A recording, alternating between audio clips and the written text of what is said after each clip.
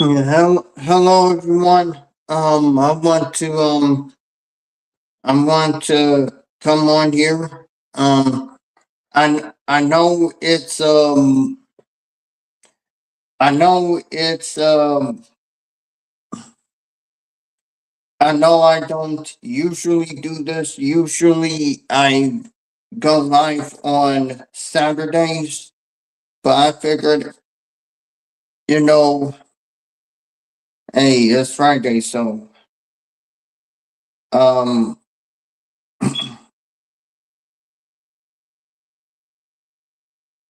I want to go ahead and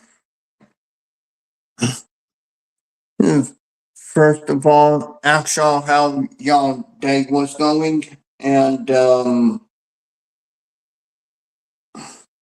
then we'll get into some topics in a little while. But yeah, I'm trying different stuff. And as of right now,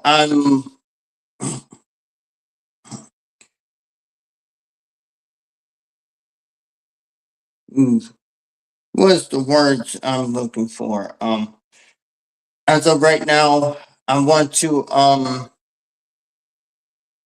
I want to say shout out to controversial Shannon and everyone who is calling out the BS that the black manosphere spews. And I also want to say also that at this at this day and age, there there's as controversial Shannon said on his live stream.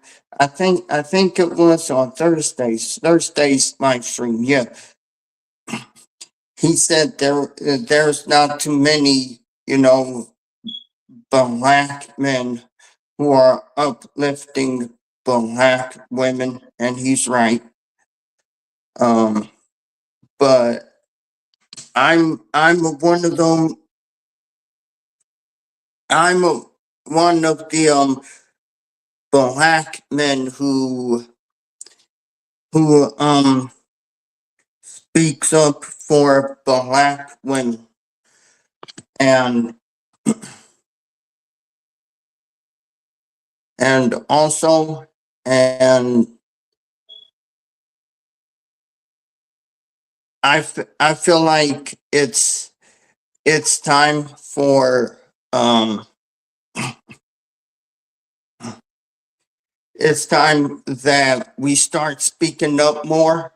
And if you're just now getting here and you see the little short video that I put on there, yes, that's me,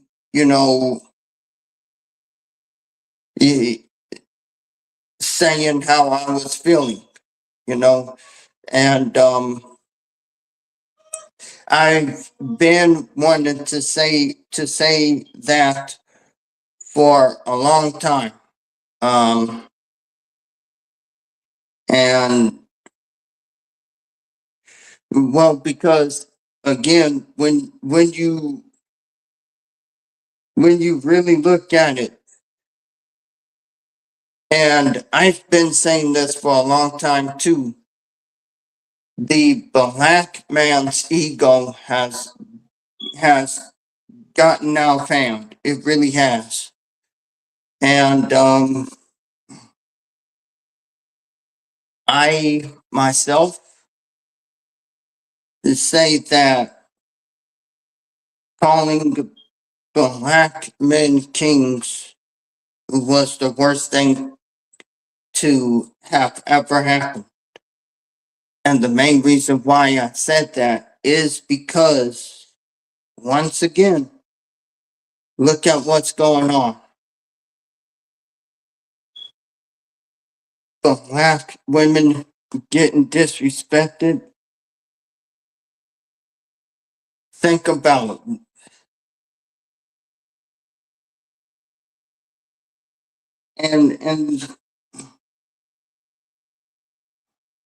And that's the thing too.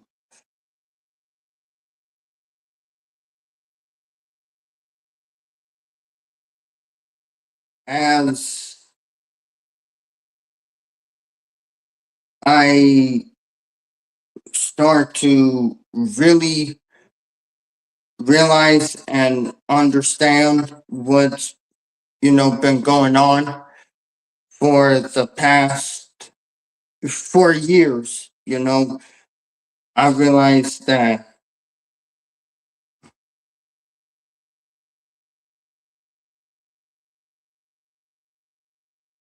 you know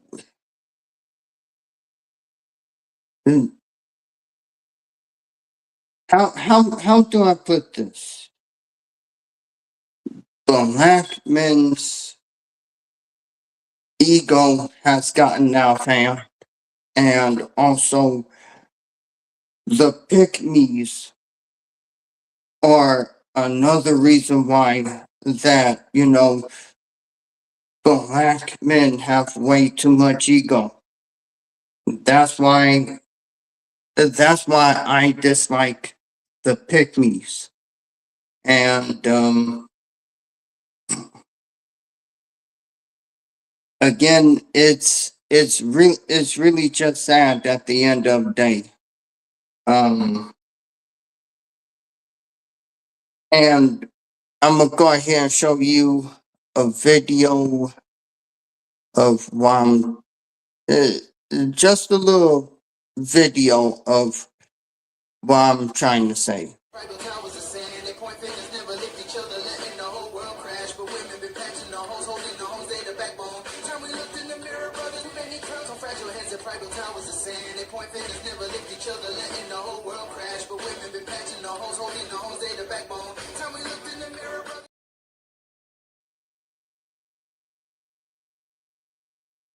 Now, here's the thing. There's going to be people who will see this and say that, oh, that's not true and stuff. But in reality, it is. Just because they don't see it, it's actually happening.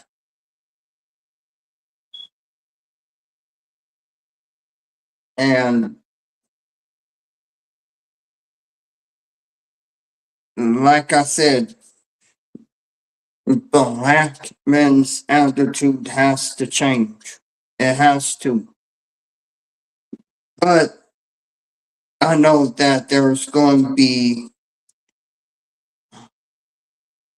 black men who, do not want to put their egos aside. I realize that. And at this day and age,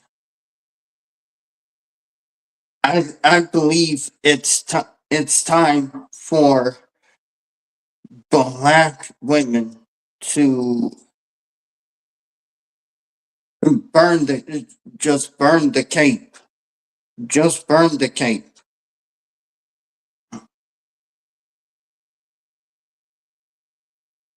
Because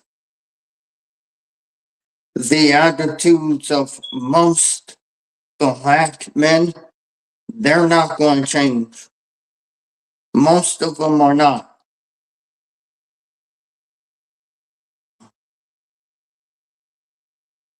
So, in hindsight, I believe that it's time that Black women start putting themselves first. It's time because, again,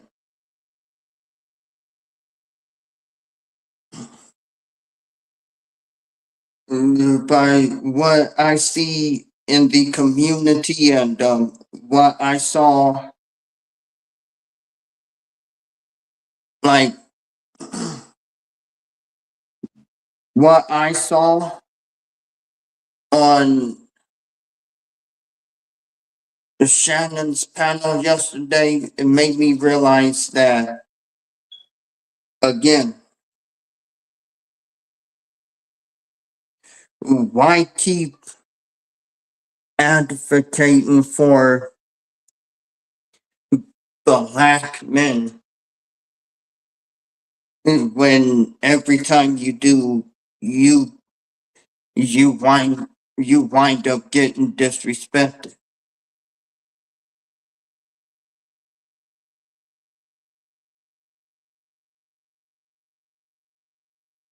And you know, again,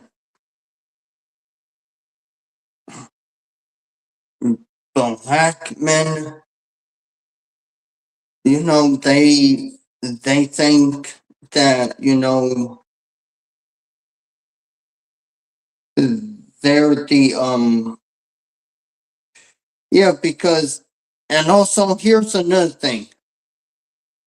I saw a video where it's showing comments of Black men, BLK men, being mad that Aaron Pierre is auditioning for to play the new Black Panther. They're upset about that. But when it comes to color it, because Aaron Pierre is a light skinned man. But when it comes to Black women, all of a sudden they have to accept it. But when it comes to the men, all of a sudden Black men can holler, whoop de whoop, do all this and all, and call out someone for not. And the thing of it is, this is not the first time they went crazy over Aaron Pierre playing a character who is traditionally Black. They were mad when Aaron Pierre was picked to play John Stewart in in Lanterns. That's a DC show that's coming out, and I was like, why Black men are mad? Why are the Black men mad and pissed off about it? I mean, it's just a character.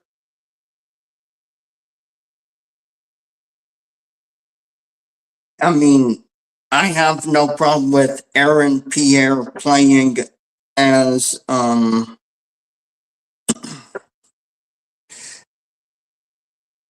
I have no problem with Aaron Pierre playing as John Stewart. And I have no problem with Aaron Pierre,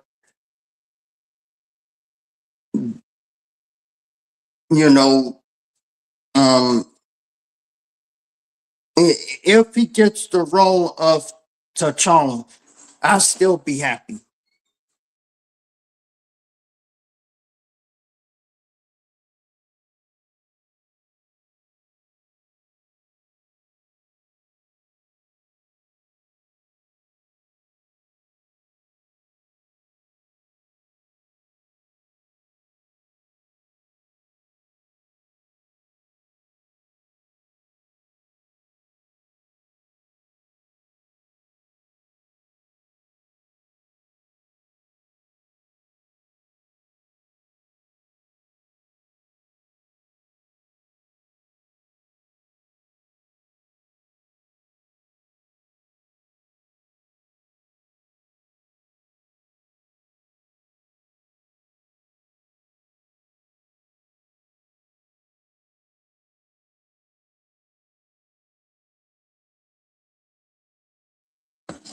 I apologize, everyone. I had to go ahead and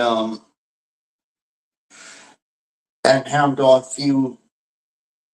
few things. But yeah, like I was saying, I have no problem at all with Aaron Pierre, playing as T'Challa, playing as the new Black Panther. I have no problem with that.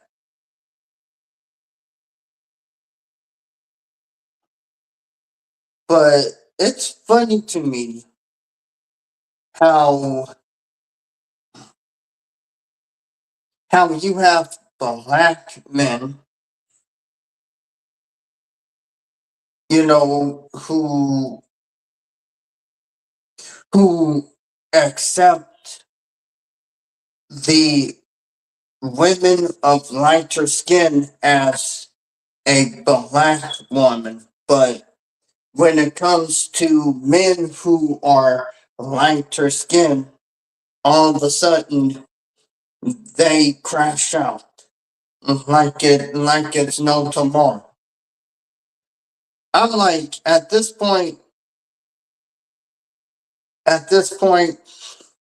I'm sorry, but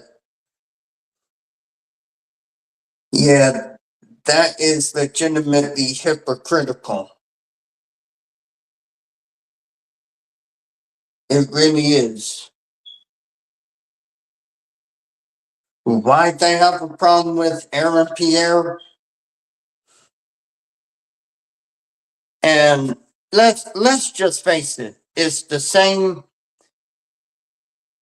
And now I just figured out that they have a problem with Steph Curry. And now they go ahead and defend, you know, come to well, they will go ahead and go after Aisha Curry. But deep down, they really despise Steph Curry because of his skin color. Because of his skin color.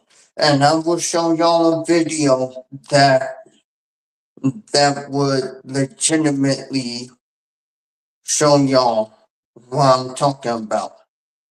Um, but yeah,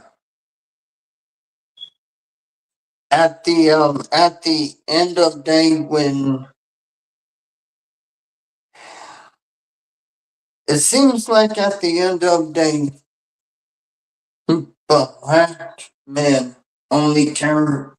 The majority of them only cares about themselves, and that's it. It's like there is no room to be caring for black women, and I feel like that's sad. Yeah, but I'm gonna go ahead and show y'all a video of what I was telling y'all about. And to the light skinned men out there, who has been picked on by black men because of the color of your skin. As a black man, I want to apologize for the egotistical dark skinned black men that are out here. You know, but yeah, that's it's really upsetting to see. But like I said, the black man's ego has gotten out of control. And yes, the pick me's of the black community is indeed part of that said problem too. because they're the ones who hype up the black men who have a how do I how do I put this? They have a problem, but their egos to the side. And then what makes it really worse is when the pick-me's are up here defending the degenerate behavior of black men.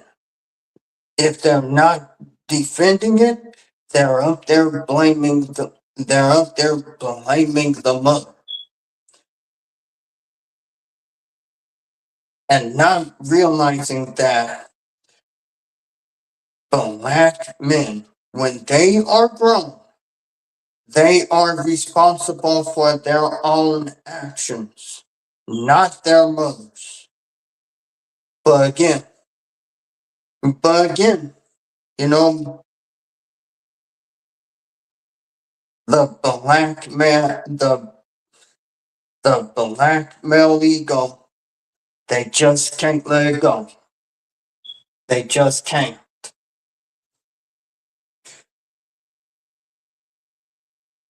But yeah, I'm gonna go ahead and I'm gonna show y'all the video.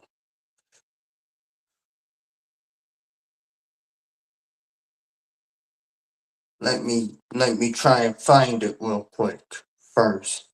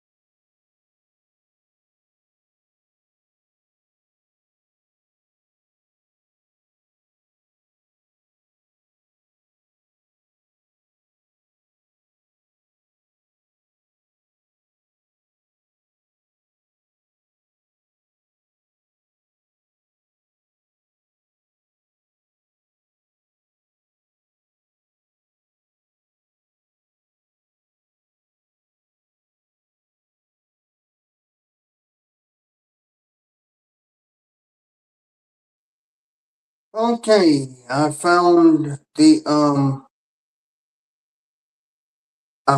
the video, and what I'm gonna show y'all is I'm gonna put this.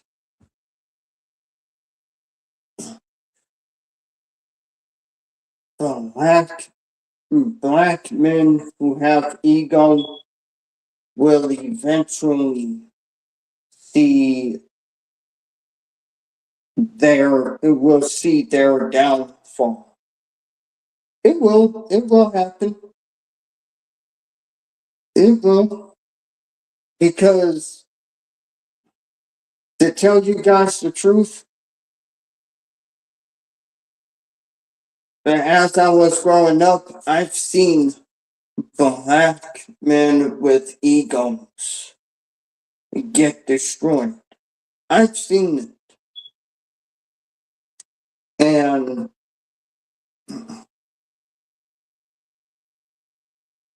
And then when YouTube came out, I started to see it again.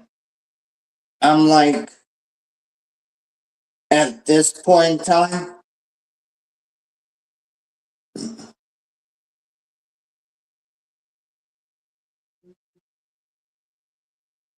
I'm just like, black men date out the most. They create biracial kids the most. And now they want to whine and complain about it. Black men, most of them, they're a trip. For real. They are legitimately a trip. And they're hypocritical as well. So yeah. Um okay, let me see where it's at. Let me see.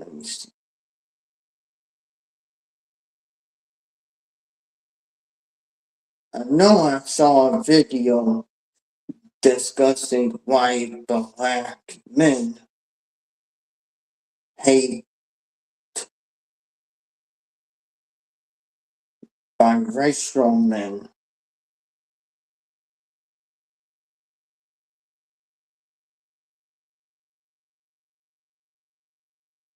You know,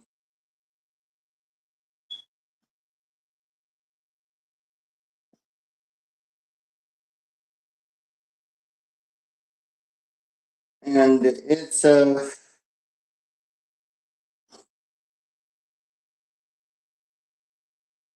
see if I can find it. I know it's here. I know it's here.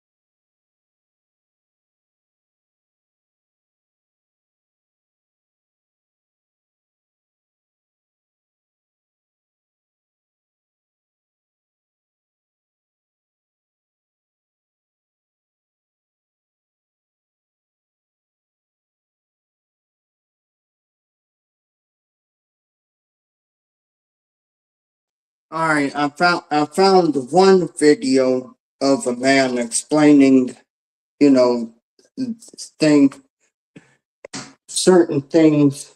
But yeah, I'm gonna go ahead and play the video for you guys.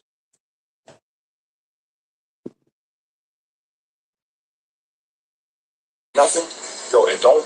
I'm just a messenger. I did not say this. A shorty said this. She said she was dating this light skinned dude, right? She was in the kitchen cooking. It was in the living room.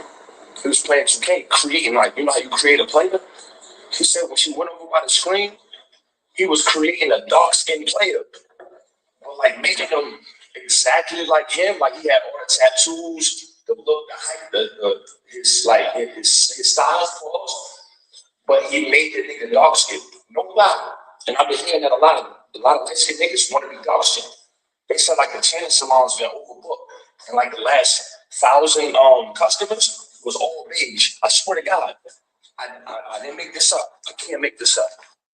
Yo, not for nothing. That's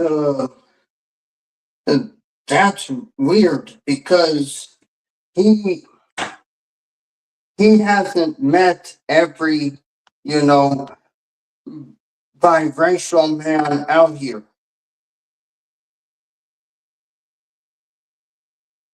And I'm just gonna sound saying it.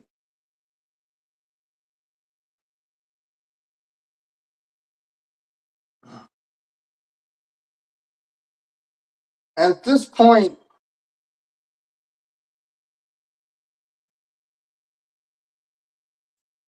why do they have um why do they have biracial kids? You know,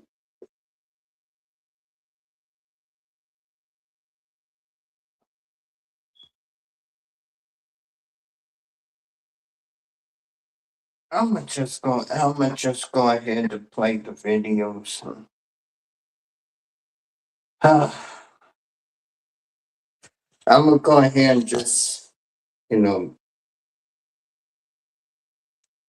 play the videos. Mm. A lot of mixed people, including me, have white mothers who cannot talk about their blackness during their childhood. White moms or non-black moms can't show you a perspective like how black moms can. And that's not their fault, but we have to find that perspective on our own.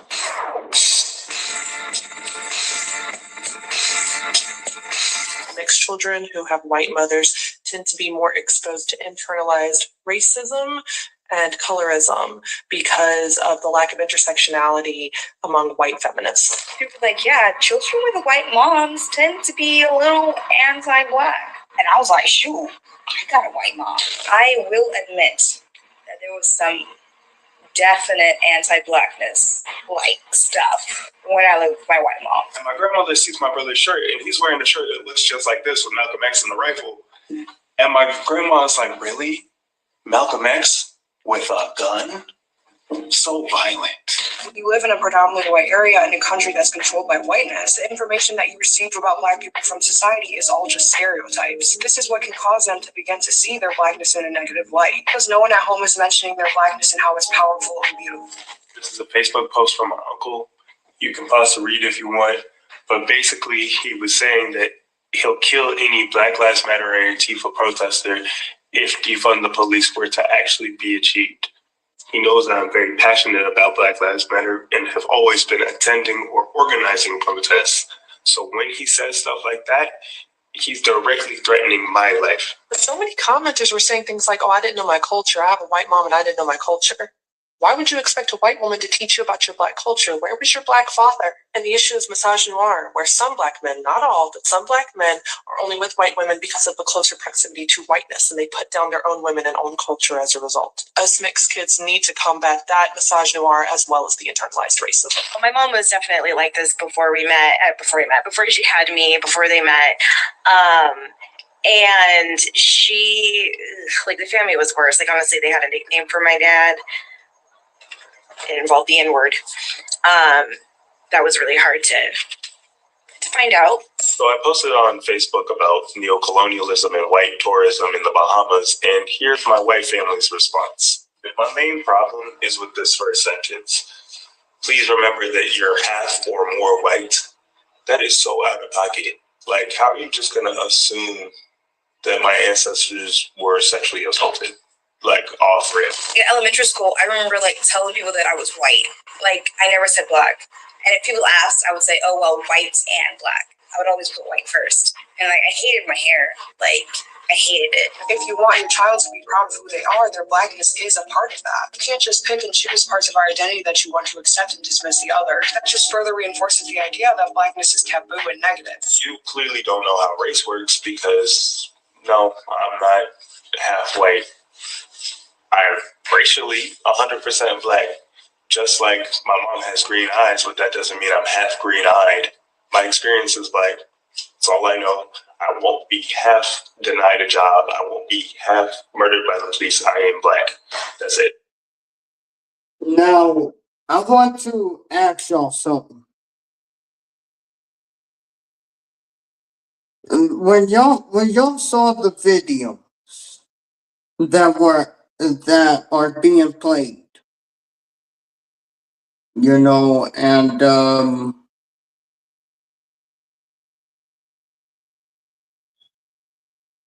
and here's the thing about it. Black men, you know, who have the mindsets that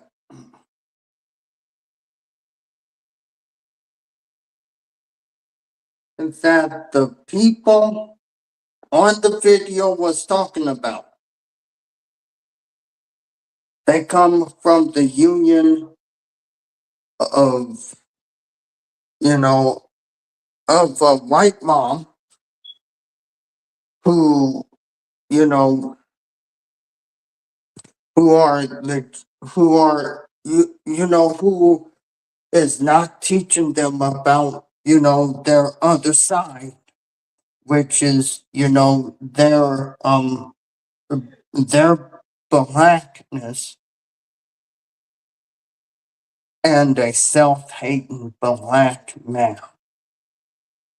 But they have the audacity to be hating on Aaron Pierre just because he's going to be Jon Stewart, and he's auditioning to be, you know, to play T'Challa.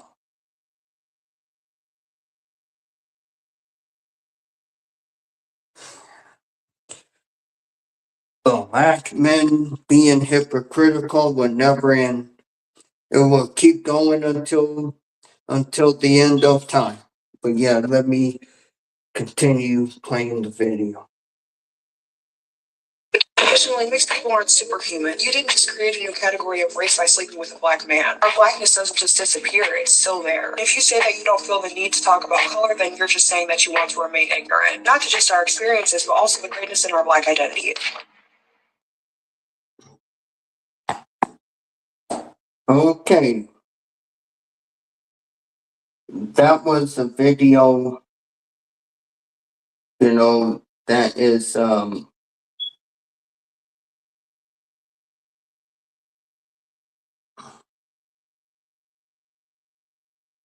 gonna go ahead and say this. That video right there and everything that they said within that video, you know, and I want you to think about this. The angry biracial has a mother who is Arab. Well, who I would say who comes from an Arab culture. And his mother hated him because, and well, I don't need to tell y'all the story. I mean, y'all may have heard it a lot of times, but yeah.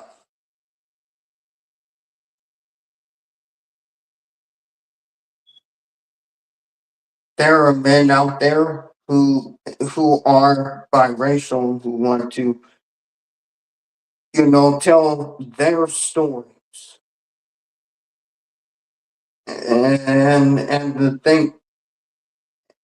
thing of it is, you know, at the end of the day,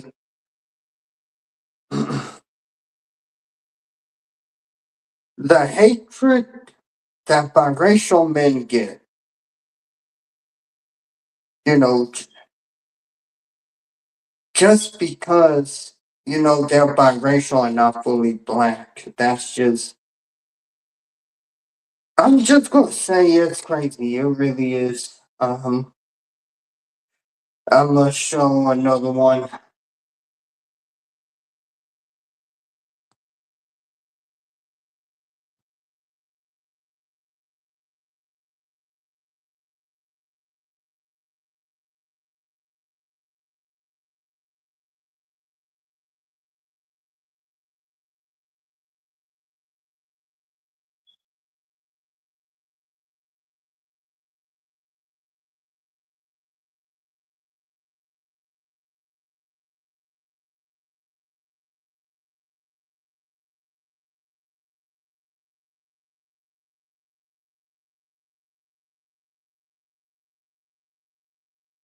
let's see if I can find it.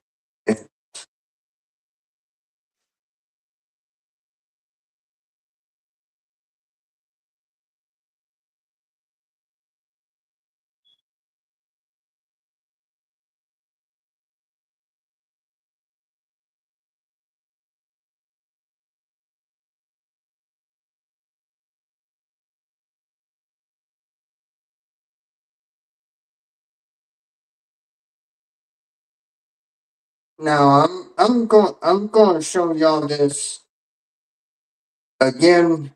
I don't know why. They are. Quite frankly, I do not even know why this is a controversy and everything. This is. Oh my God. Okay.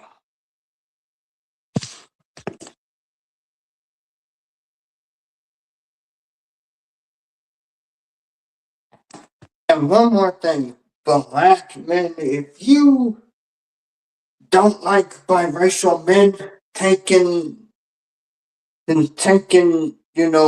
your place as, you know, or you don't want them to be a certain character, then my advice to y'all is to stop having biracial children altogether. Because it seems like y'all are pissed off. Not only that, but y'all got pissed off that he is going to be playing John Stewart. And is it every black man that is angry about it? No. But it's the majority of black men. Yet you would still have biracial children.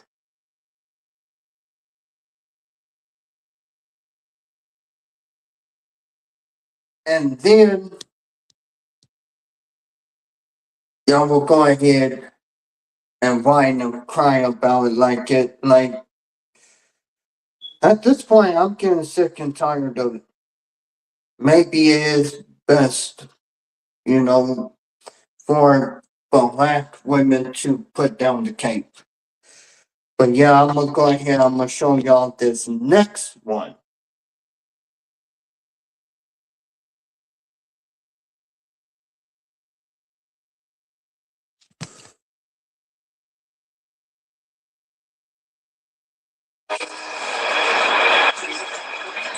I know you fucking lying. Ain't no fucking way. Listen, Aaron Pierre may be a decent actor. I mean, I don't think too much of him, but he's not a bad actor. But I know you fucking lying. We'll just say Marvel Studios has reportedly met with actor including Aaron Pierre as the studio folks to introduce as a new Black Panther. Get the fuck out of it. First of all, this gotta be fake for the simple fact this dude just signed on to be Hal Jordan, or not Hal Jordan, I'm tripping. John Stewart, Green Lantern. So you telling me he gonna be on Marvel and DC at the very same exact time? Especially with Marvel doing all their little, contract obligations. That ain't happening, man. Now, it is possible for actors to be in one or two franchises because Scarlett Johansson, yeah, she did. Yeah, she was playing Black Widow.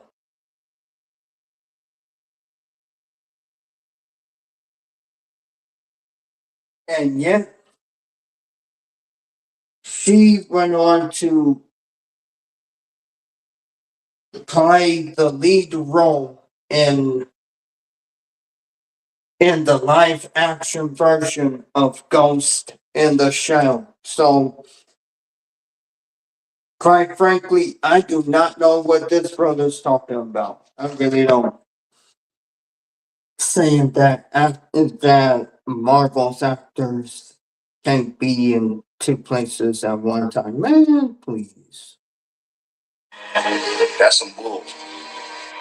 Just admit you do not like him because of his light skin. Just admit.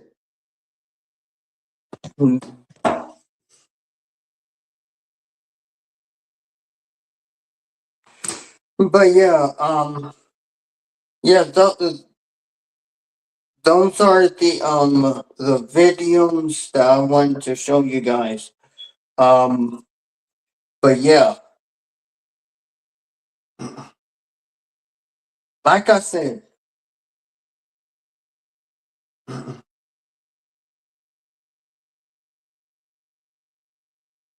you have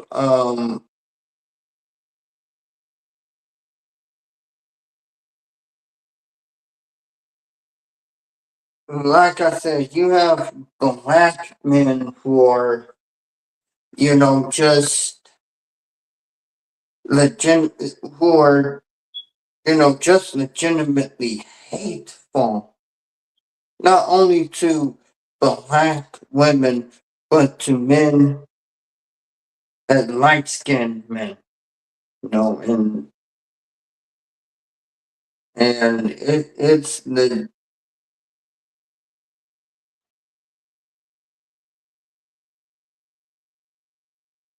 and I'm at this point, at this point, black men's hypocrisy is never going to end. It really isn't. It just never is going to end.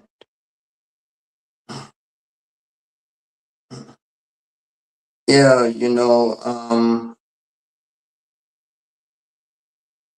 but I'm gonna go ahead and get into some other stuff. Yeah, because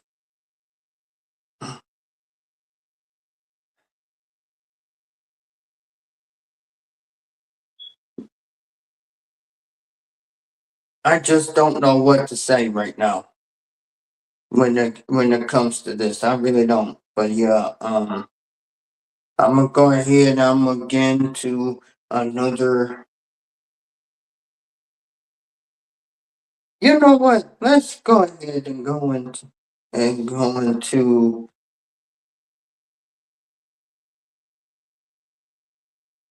at least one or two, Black History Months. At least,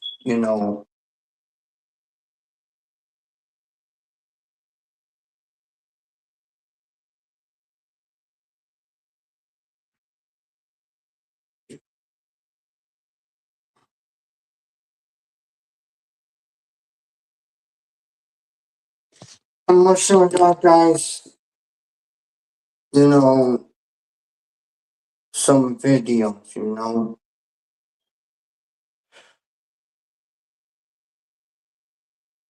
because I know it's Black History Month, and so yeah, here we go. History facts in 60 seconds. 1621. William Tucker is the first black child known to be born in America.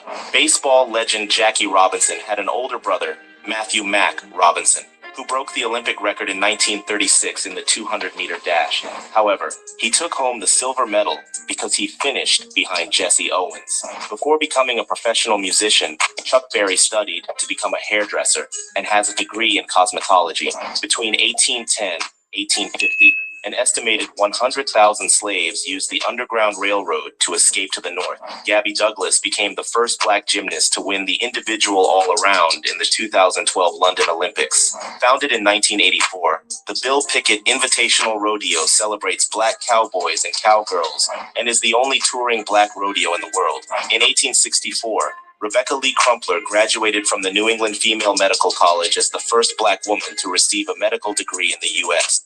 Black History Facts in Dang, I did not know that. I did not know that. I didn't know that Chuck Berry was studying to be a hairdresser.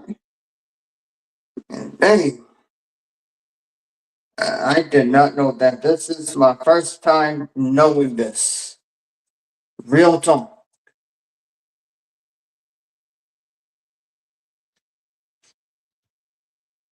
And here's another one.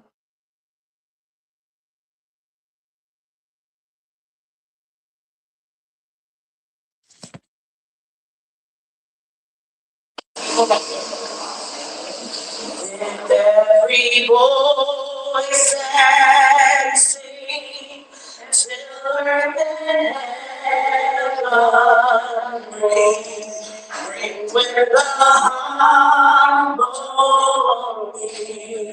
of liberty. Well, it says Black History Month is being celebrated at Buffalo City Hall. And are rejoicing, rise high as the listening skies. Let it resound loud as the rolling sea. Sing a song full of the faith that the darkness has taught us. Sing a song full of the hope that the present has brought us.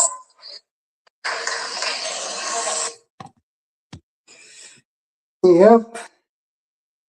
And they are celebrating it, and I'm gonna go ahead and show at least two more, and then we'll get to the final.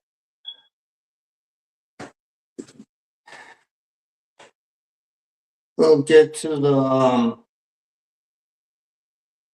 final topic of tonight, and that is once again.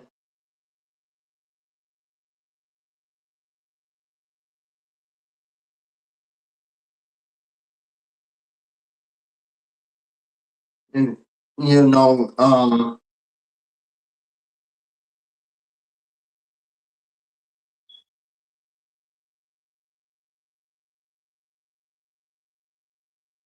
dang, because like I gotta get up to, and tomorrow morning, well, tomorrow afternoon, I have to do the black femicide story of Monique Cook. Um, yeah, anyone who knows about Monique Cook and what happened to her, you know, I'm sure everyone has heard the news about what happened to her. You know, people, well, her family is trying to figure out what actually happened to her.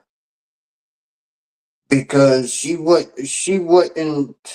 um, she wouldn't just, you know, go out there and, you know, and freeze to death. So yeah, there's a, you know, I think they're trying to get to the bottom of what happened. But yeah, I'm gonna show y'all another video.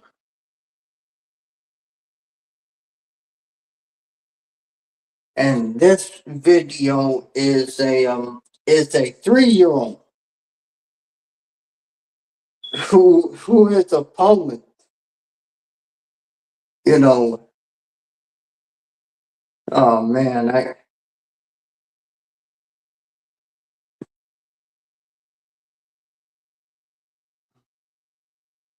I gotta show y'all guys this. Real talk.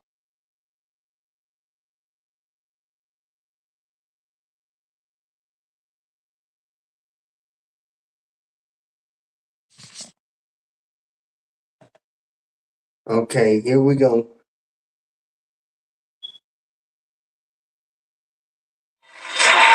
What we've been talking about the entire hour. 3-year-old girl from Bronzeville has a video that is sure to go viral. In honor of Black History Month, Peyton memorized and performed the poem Hey Black Child, and the crowd absolutely loved it. Welcome Peyton and her parents, Sean and Andrea Jackson. Hi, guys. Hi Peyton. Hi, Peyton. How are you? Are you excited to be here? That's not what you were telling me in the green room. What about if you come home with me after the show? So, Sean and Andrea, both of you, I know that she has a little brother on the way too, so that's coming soon. But both of you are in education. Yes. You're an administrator. You're a teacher, and Peyton can already. Oh, look at that! Peyton can already write Yes, and read. and read at 3 years old. Yeah, she's been reading since she was about 18 months. Really? What did you do to get her to reading at 18? It happened before she even came out the womb. I was a YouTube fanatic, so I played a lot of phonics DVDs and songs for her, and I would let her listen to them in my stomach for like 20 minutes a day. And she was singing in there. Well, she was kicking and screaming in there. It feels like it, and then as she came out, we just exposed her to a lot of sight words, a lot of language. Like our bathroom is filled with sight words on our wall, so just constantly feeding her into phonics and words and literature. Yes, that is so smart because a lot of times, I mean, I have kids that are in elementary school, but they give them the sight words in pre-K. But you already way ahead. How proud of you, her. Extremely. Yeah. Proud. How long did it take for her to memorize this poem? How long did it take you, Peyton? A week. You learned it in a week? Yeah. Can you teach me how to learn something in a week? No. Can you perform for us? Yeah. Are you ready? You ready? Okay, we're gonna let you take the stage. All right, go on there. Oh, her dramatic walk to the microphone.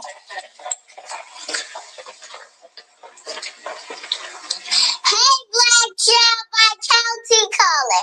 Hey, black child, do you know who you are?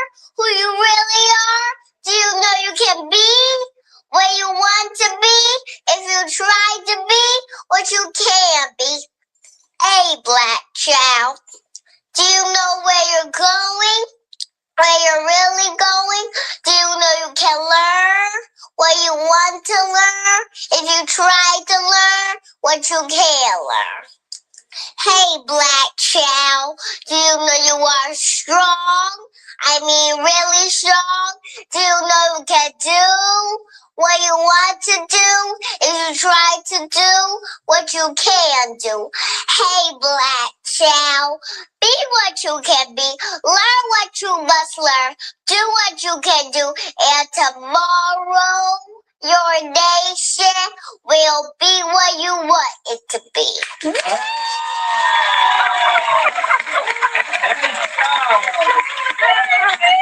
Nice job. Good job. Peyton, high five. High five. Good job. Great job. Peyton, tell me this. Peyton, She said 2 hands. Two hands. Peyton, Yes. are you ever afraid that you're going to forget the words? No. No? You got this. Because you're smart. You are smart. You're not just beautiful, but you're smart. I love it. Oh my goodness. If you want to see the complete video, head on over to our website. We're going to make it go super viral. Yes, you got it. Tomorrow, the Must Things for the month of March. You got to tune in for that show. We'll see you then, everybody. All right. Tune into that. Man, she,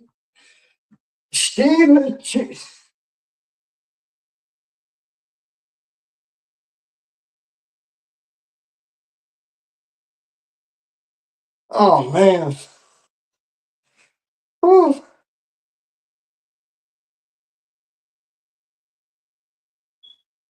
I do not know what to say.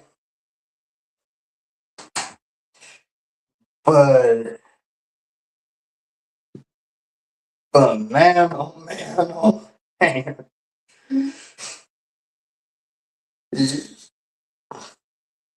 Shoot. If I had a daughter like that, I would be so proud. I will indeed be so proud of her. But yeah, let's go on to the oh my god. Let's go on to the oh, and for those who are just coming in, we've I've covered the topic of why black men, hate their biracial sons. I showed a 3-minute video of biracial kids telling their stories. And I showed a video of a black dude,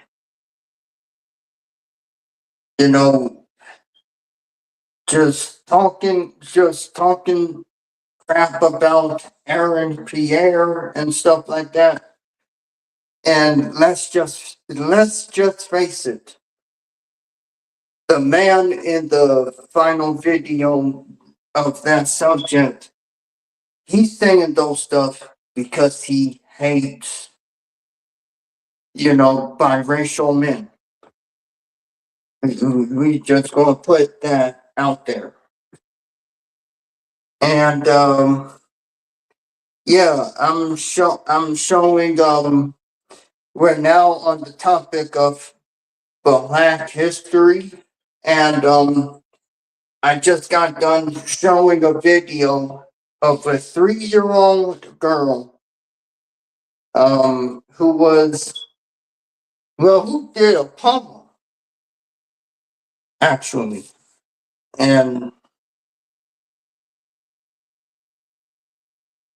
I have never ever been so happy to see a young black girl, who loves herself,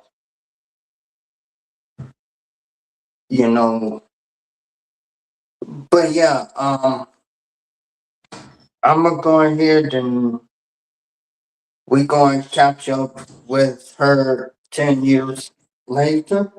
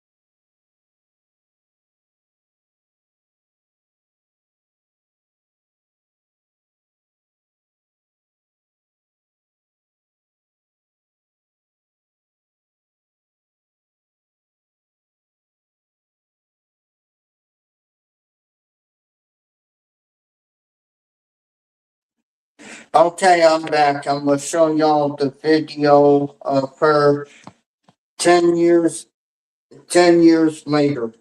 Here we go. Okay, here we go. We met our next guest when she was just 3 years old. She performed a poem called Hey Black Child. Hey, black child by county color. Hey, black child, do you know who you are? Who you really are? Do you know you can be where you want to be if you try to be what you can be? Hey, black child, do you know where you're going? Where you're really going? Do you know you can learn what you want to learn if you try to learn what you can learn? Wow, the video went viral with over 10 million views and counting. Let's catch up with her. Welcome back, Peyton Jackson. Hi, Peyton. Hi, Peyton. Hi. Peyton, do you even remember coming on our show when you were 3 years old? Actually, I do. I remember everyone saying, look at her dramatic walk when I walked up there. Yeah, you are all grown up now. How old are you and what have you been up to? Well, I'm 10. For my birthday, I didn't expect it, but I had a surprise party. You did? When was your birthday? It was July 22nd.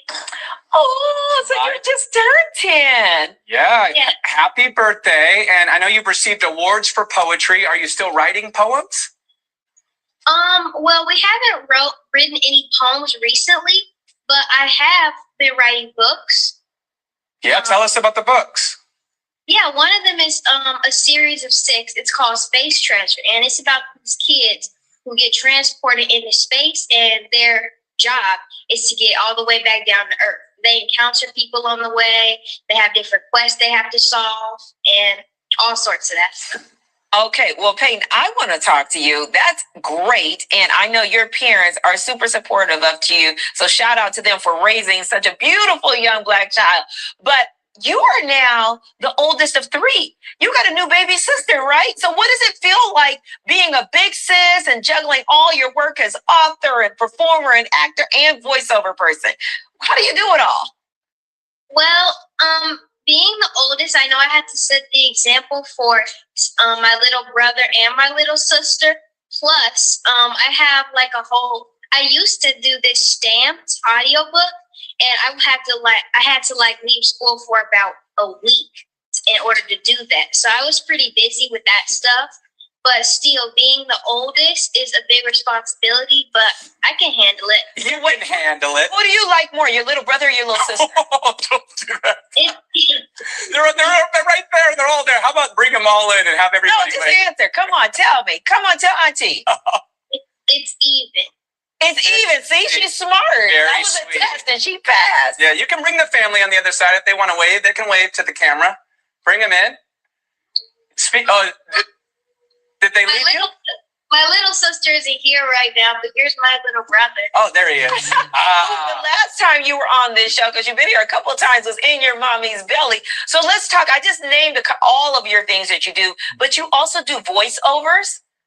Yes, I love doing voiceovers. I also act, but I like doing voiceovers even more. I love doing cartoons, and I actually had this thing for Bronzeville. It was in the Children's Theater. I was basically a tour guide for, I really wanted to be a tour guide, but I took my little brother, a tour through Bronzeville, and it's crazy because I used to live in Bronzeville. Yeah. And now I figured out how much historical stuff I've been walking through. Yeah, and I know you were in an episode of The Chi as well. You mentioned the acting. So what do you want to do when you grow up, Peyton?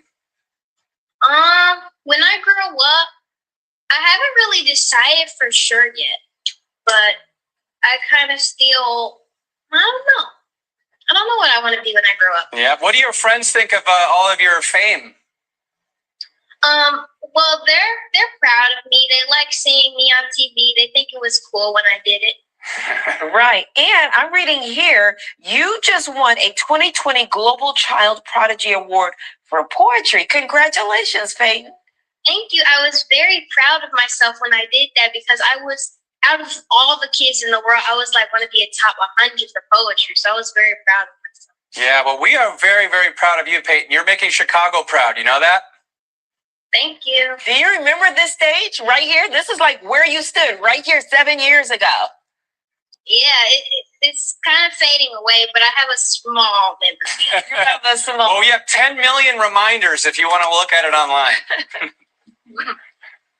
All right, Peyton, tell your mom and dad hello for us. And of course, the little brother and the little sister. And we're so proud of you. Thank you. And Val, there's one more thing I have to tell you. Okay. Remember I was little and you said you would invite me to your house? That's never happened. Mike, hey, you know what? I did. You are so right. And you do have an incredible memory, a memory of an elephant. So how about this? Zoe's gone. She's gone to college. So why don't you come over and play with me? And we'll go shopping. We'll do some nails. We'll go out to eat because I don't have a little girl in the house. I'm outnumbered. Peyton, I got a husband now too. So a lot has changed. So I got a husband and a son, which leads me to be the only girl. So you can come over anytime. And that way we can beat up on the boys. How's that sound? That sounds good to me. Okay, it's a date. I'm going to text your parents. You never invite me to your house. Yes, I do. You never come. All right. Make sure you check out Peyton's first book of affirmations is now available on Amazon. We'll be right back. This is how I learned AI in 2020.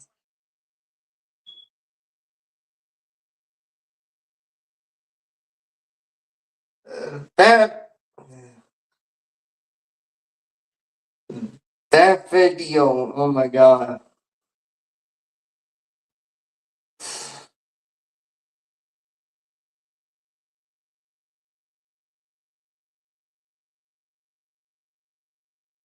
You know, and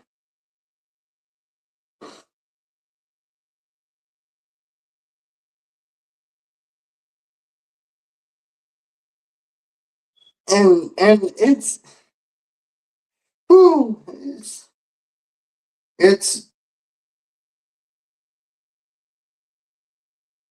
it's videos like that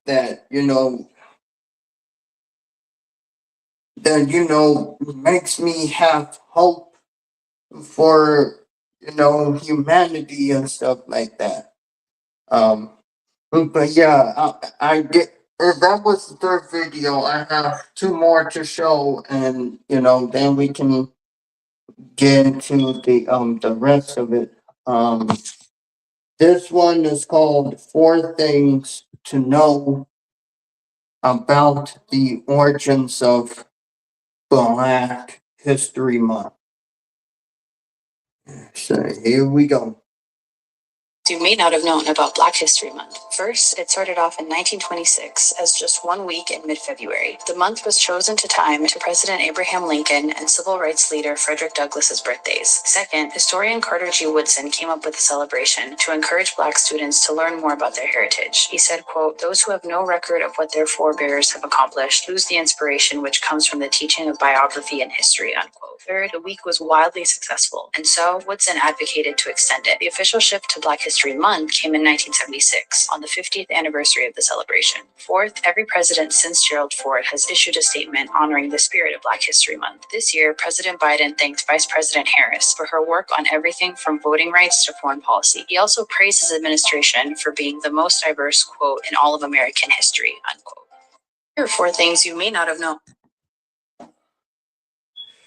I have to give respect to former President Joe Biden for doing that. Yeah. And again, we have one more, and then it's off to the last, the final subject.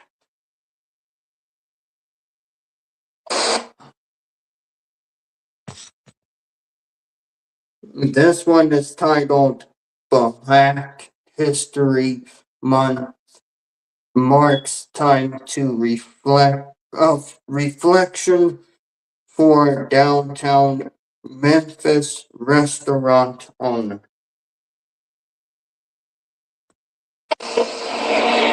Hi, my name is Wanda Russell. I am the owner-founder of Rhapsody Gourmet Ranch downtown Memphis on the historical Main Street.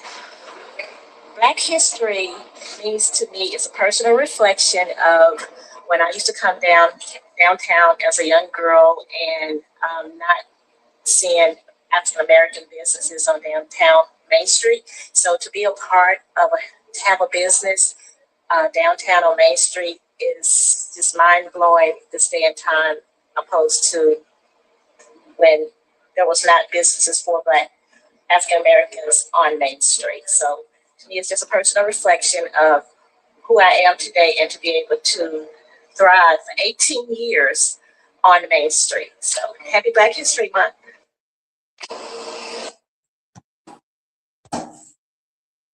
Well, I did not know that. And she has her own restaurant. She has her own business. wow. Here are 4 things you. Only thing I can say is wow. You know, yeah, but anyway, the videos I showed, you know, it shows proof, you know, why Black history needs to be told. And, you know, yeah. And and the little girl who went on ahead and, well, she's a poet, and I know that in the second video she stated do she hadn't, you know, written a poem in a long time, but um she has a book out. You know, she's an author and I think an actress too. But yeah,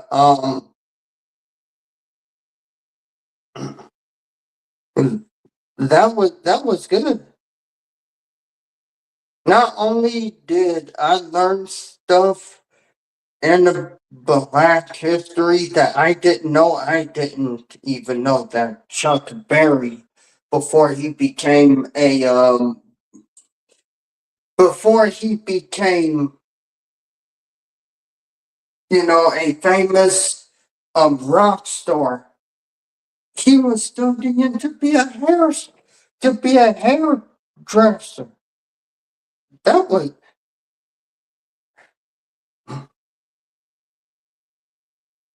I did not know.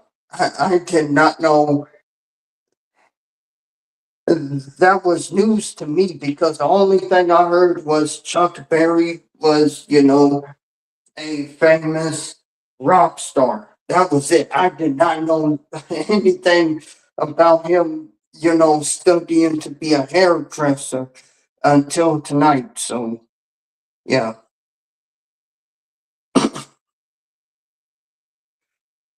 Man, I really need to get on to know more Black history.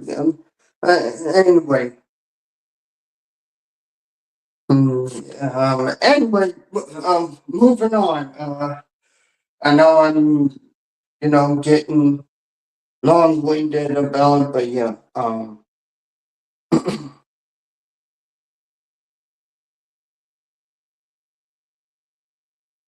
Anyways, I want to thank everyone for you know coming to this live stream. I'm not finished yet. Like I said, we still have one more to go, one more to do. And first we're going to take we're going to take a 30-second break, and I'll be back. Yeah.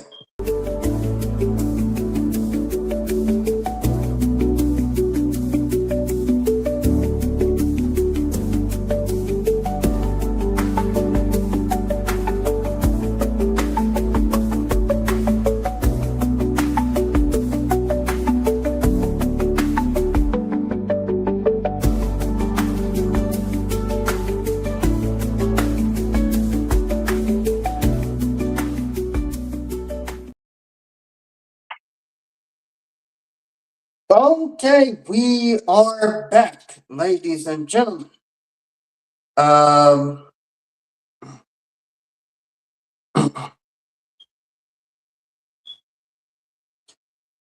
Again, you know, like I said before, and now, well, like I said before, there is a lot of things that some of us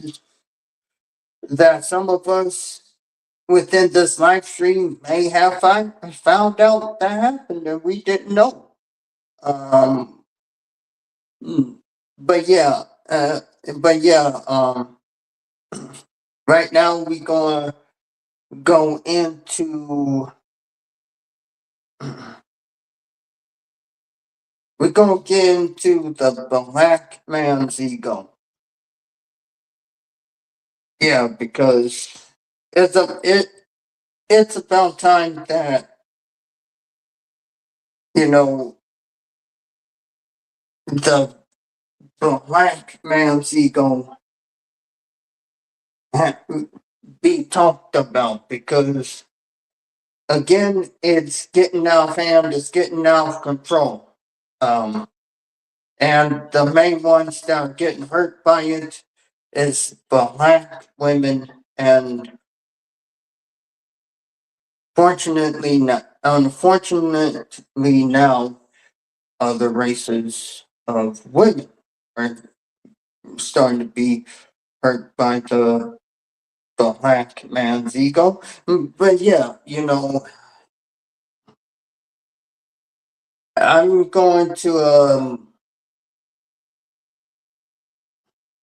what I'm going to do is I'm going to show a few videos, a few of them, because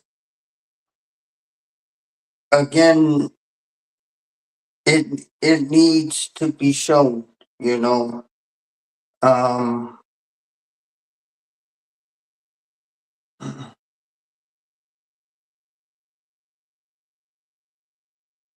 because at the end of the day, when it comes down to it, the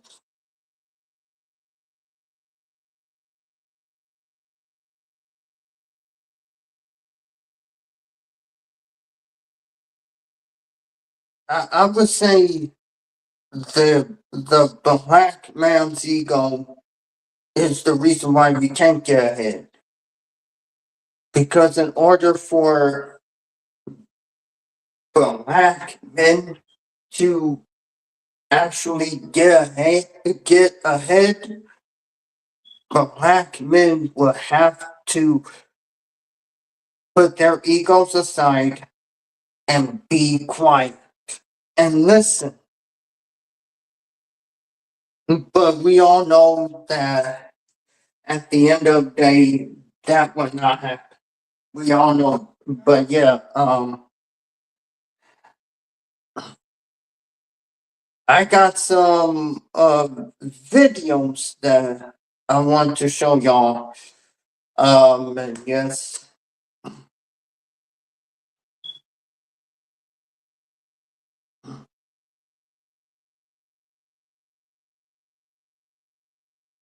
Um,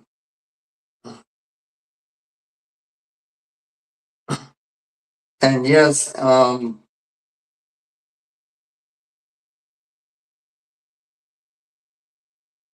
I've been dying to show y'all this for the longest.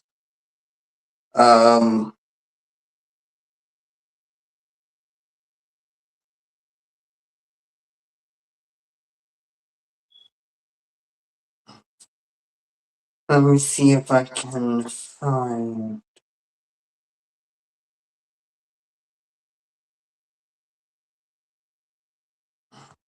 Now, I made an AI version of myself. I hope y'all enjoy it. But yeah.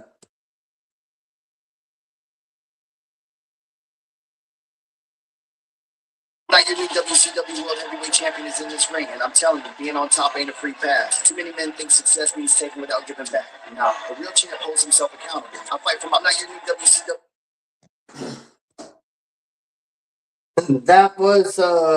That was an AI version of me. And as you can see, yes, it's in a WWE ring, and yeah, That was the WCW World Heavyweight title that y'all seen. If you know they brought WCW back as a third brand in the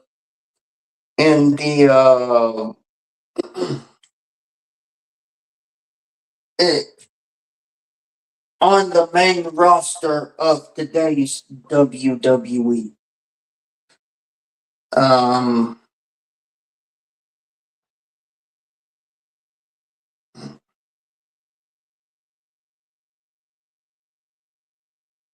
and I got another one to show y'all. I got another video that is an AI version of me that I want to show y'all. Yeah. Here's another one. 1,801 days. That ain't luck. It's discipline. Every sunrise, I stayed accountable, laced up, carried this goal 1,801. Yeah.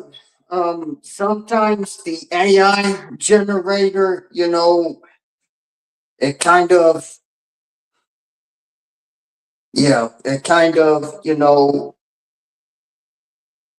messes up and, but yeah, those two are me in AI with the WCW World Heavyweight title. I also want to show y'all this one right here. Let me see real quick.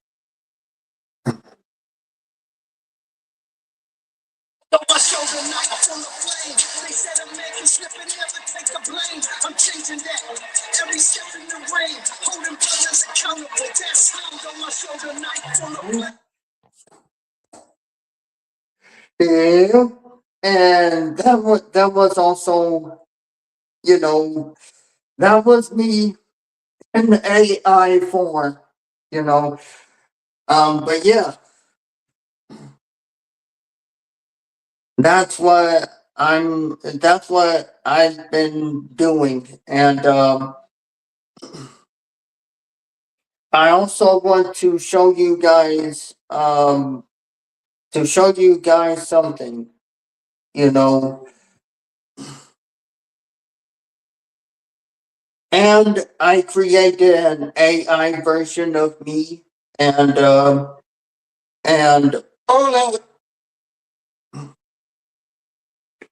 Emma, and well, me being married to a black woman, and we're walking down the street.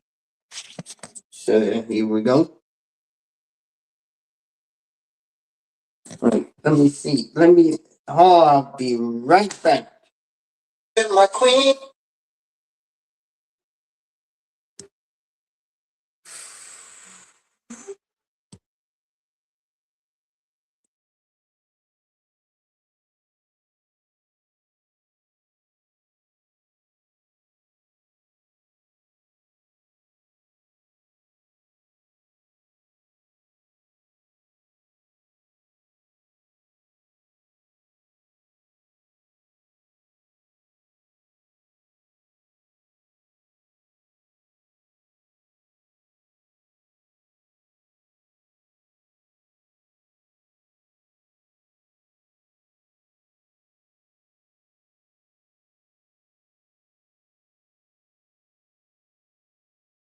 Okay. Yeah, I found the video. Here we go. With my queen, yeah, sun on the leaves, we moving steady like the rhythm in my sleeve. Yes. Brothers talk tough, but we chillin' with my queen, yeah. Yep, that was another AI. He, that's another AI version of me on there. And yes, I am talking to someone in real life. But yeah.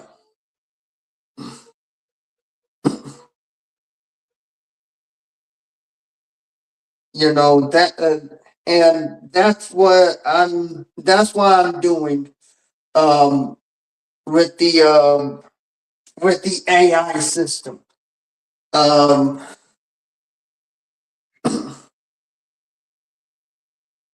if y'all want me to, do more than, if y'all want me to do, AI videos and, post them on YouTube, I'm willing to do that. Especially when it's talking about black men's ego. Um, but yeah, uh, like I was saying, the black man's ego is one of the reasons why we can't get ahead, you know. And it's sad, but you know, it's like black men are going to do what they always done. And again, it's sad.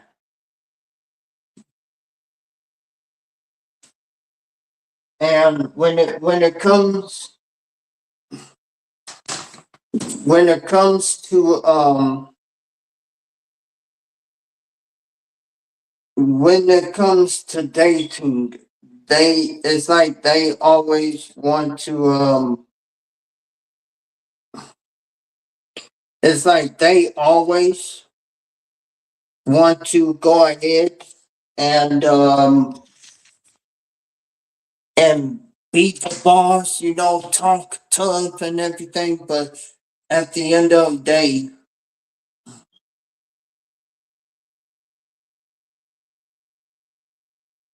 you know, it's like,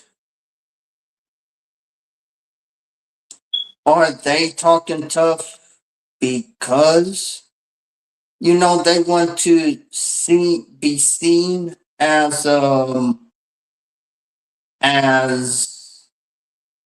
you know, masculine and not, you know, show it? Or is it another, or is it totally, or, you know, they just want, you know, to be um the white men of the community. And I'm thinking they want to be the white men. They want to be the men that they despise, and which is white men. And again, it's sad, but again,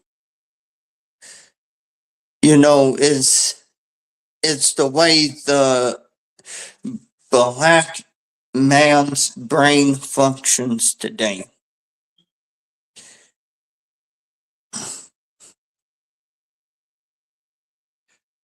And and also when it comes down to it,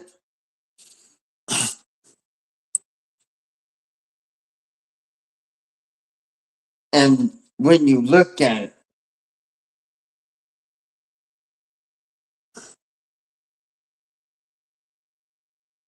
it, this is when black women have to ask themselves this one question. Is it worth it to still put on the cape and, you know, help black men? Or do you think that because you have black men who disrespect black women on the internet way too much, do you think that it's time that, you know, y'all get your rest? and the black man starts showing up, and you know,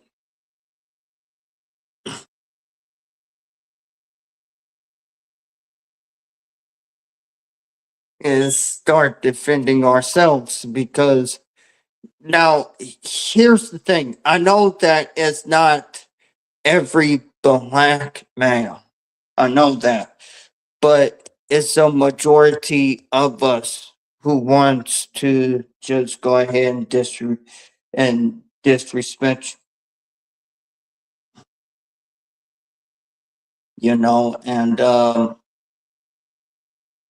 yes, it's sad. It really is. Um, but at the end of the day, this is what the red pill created. You know, it's sad, but at the end of the day, the red pill created these entitlement that y'all see today.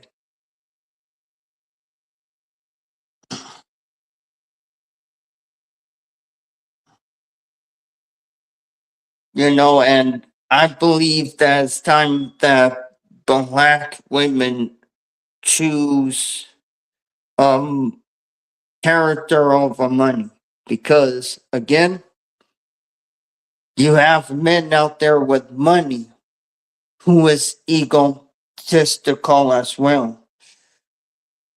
And then a woman gets with that said man, and all of a sudden he's doing this and that. And not only that, but also neglecting her at the same time. And the thing about it is that the man's character has to come first before the money. Because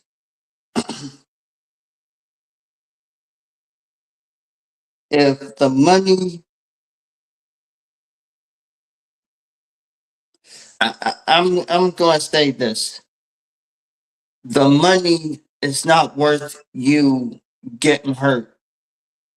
It is not worth it. It really isn't.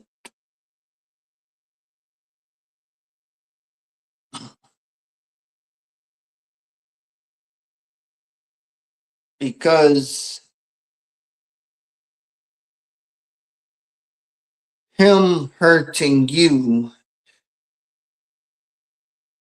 is legitimately is bad. It really is. But you have the red pill. You have men in the manosphere that says, "Oh, just because the man cheats, that doesn't mean that he doesn't love you," or "Oh, he can have a bunch of women all he wants to."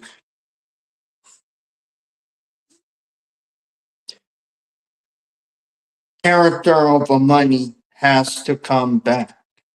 It has to, because this is not good.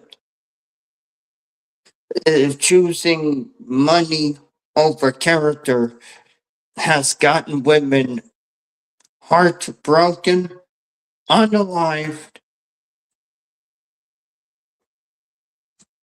and also the women become shells of themselves. Think about the most vibrant woman who was happy the moment that she gets with a man who has, he may have money, but he has a bad character. You will see that woman looking disheveled, looking like she lost her light,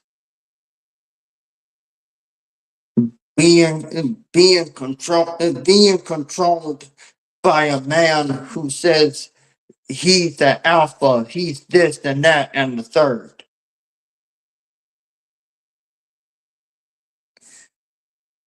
And while the red pillars like Myron Gaines says, every woman wants a man with money, but he doesn't discuss the man's character. That's the thing. And not only that, but he picks Instagram models and OnlyFans models to prove that point.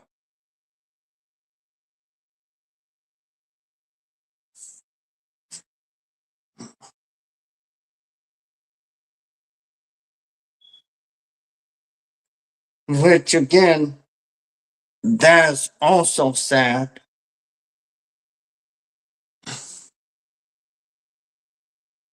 And again, you know,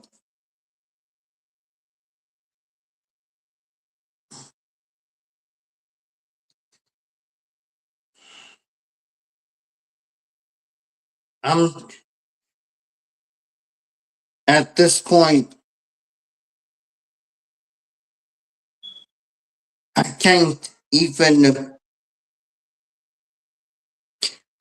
even be mad about black women feeling the way they do about black men. It's hard for me to do that.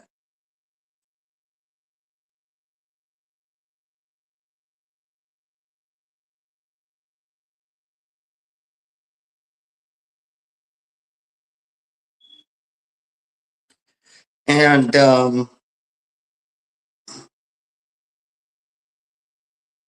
but yeah, also you have to also think about this too.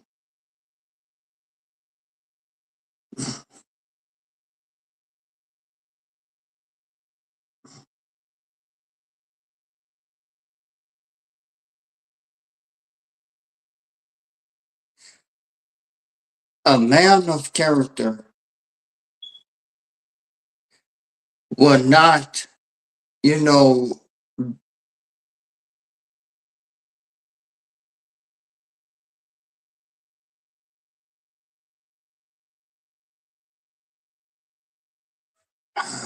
how do I put this?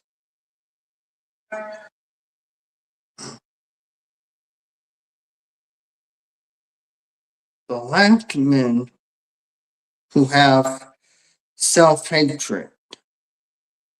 I'm gonna say it like that. Black men who have hatred for black women, that is when you have to really think about, is it worth dealing with a man that, you know, yeah, he may have money, but he has bad character? Like, I know there are men out there who have good character and do have money, but the ones that have an ego that they can't, you know, that they can't put aside, those outweigh the billionaires or millionaires who have good character, you know. And y'all want to know something? Because this is funny to me. I seen a video. Y'all know about the Ozempic thing and how Serena looks now. I've seen that video and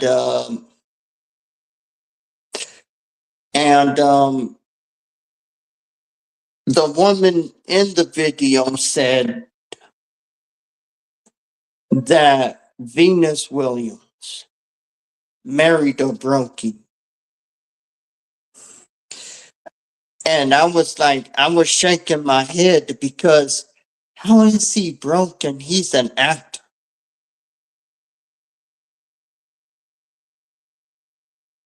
That's when I started picking up the pick me signs from that video. Calling calling Venus Williams' husband broke. When you know that's not true, that speaks volumes. Because think about it, only a black woman who doesn't like, who is a little bit jealous. Let's keep it real. Who is jealous of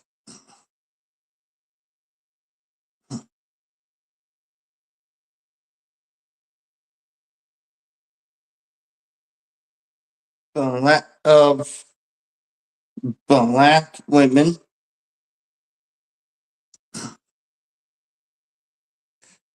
dating outside the race. What they would do is say that the man is broke when the man is an actor.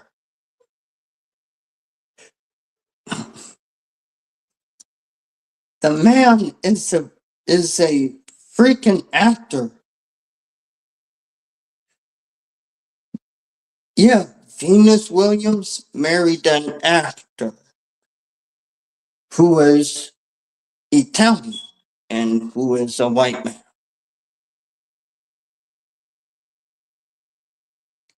And, you know,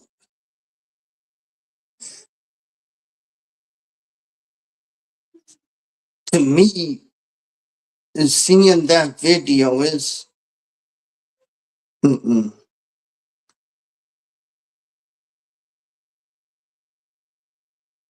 And to the women out there, I do not recommend you using Ozempic and the other weight loss drug that they are promoting, because understand,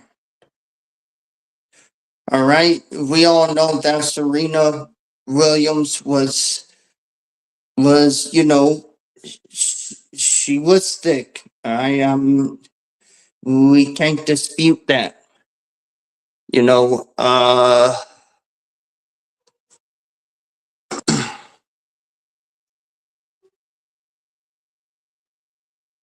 And the main thing is that she lost all of that muscle, and but yeah, I'm not going to get all the way into that.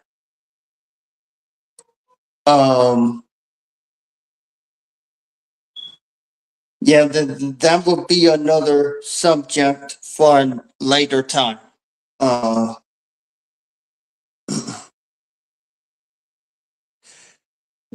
But yeah, at the very least, it's,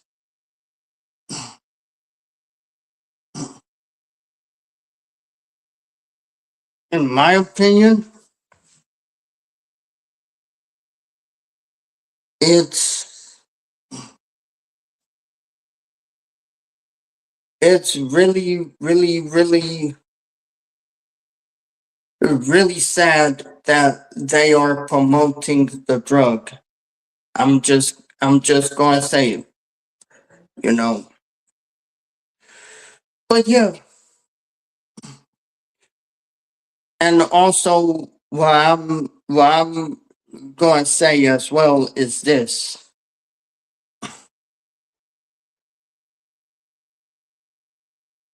If a man is saying that, yeah,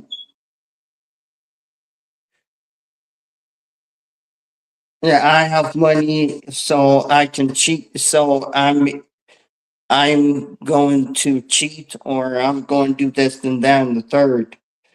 That's a man who is in his ego. A man who is in his ego is not good for not only you, but, he's not a good partner for you. And I understand there are women out there who would rather stay single because of what's happening in today's dating world, and because of the manosphere, especially Fresh and Fit. And yeah, so I understand the women who want to stay single. I understand that. I understand that clearly. We're going to take another 30-second break, and I'll be back. And I'll be back.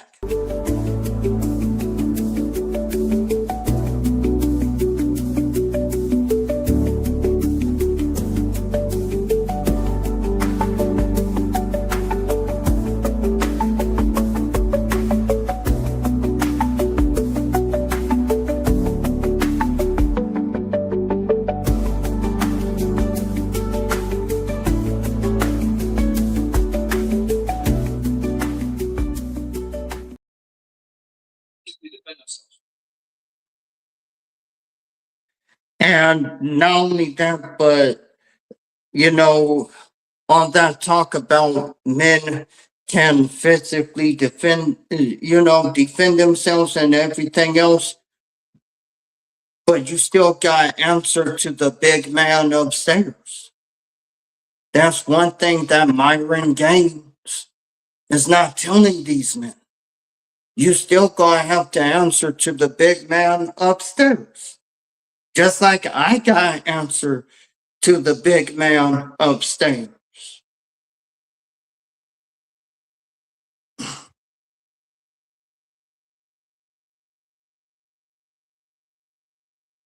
And this is why this video right here is so prevalent. It is so, important today. I want y'all to hear this again.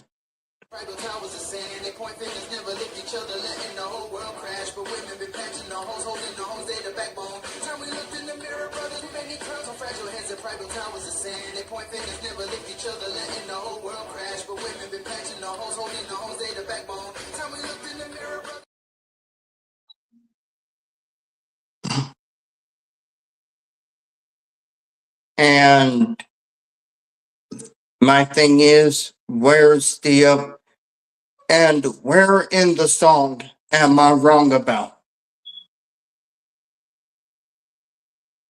I want people in the chat to tell me which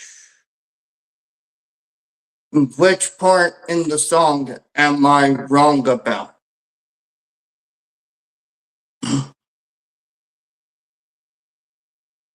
Because it seems to me that as of right now, everything that I said in that 18-second clip is coming to fruition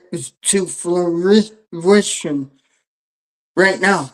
Everything I'm saying within that clip is coming to fruition right now.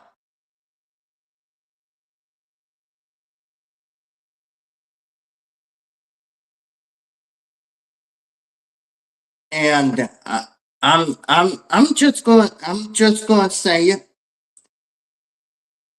Men who want to cheat, you know, when they have a woman already, they shouldn't be with anybody. All right? A woman who has a high level of self-esteem wouldn't want to be with a man who would cheat on her and accept it. Only a pick-me-show would. Let's face it. Only a pick-me-show would, you know, stay with someone like that. You know, and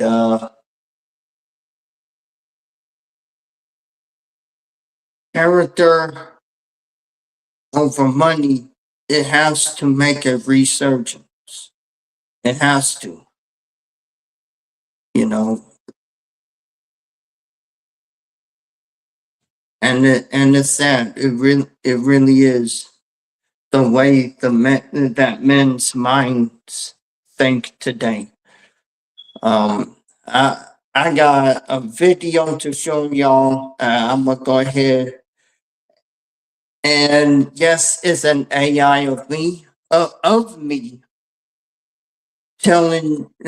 talking about the black man's ego. Let me give me at least 10 minutes to find the video, and you know I'll be back. Let me put this. All right, I'll be right back, y'all.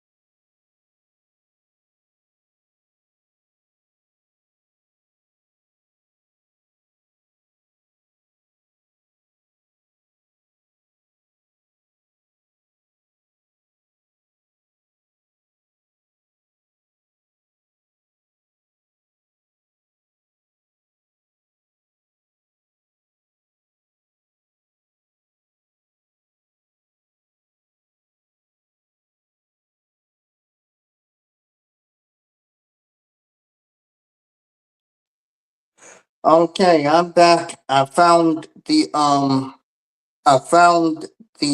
AI of me talking about the black man's ego, and you know, then I'm gonna show y'all a video from YouTube about black men's egos. So, okay, here we go. Ego we carry as black men, it's heavy. We wear it like armor because the world keeps trying to shrink us. And I get that. But sometimes that same armor cuts the people closest to us. That's how the ego we carry as black men, it's heavy. We wear it like armor because the world keeps trying to shrink us. And I get that. Sometimes that same armor cuts the people closest to us. That's how the ego we carry.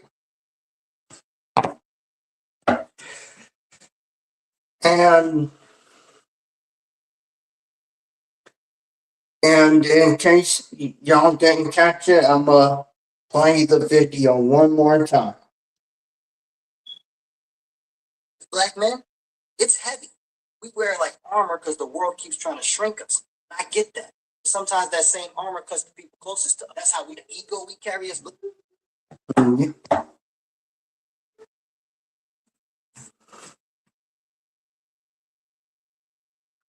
And, you know, I know people are going to see this live stream and think, oh, he's just, you know, I'm just doing this and that and the third. But one thing they're not going to say is that I'm wrong.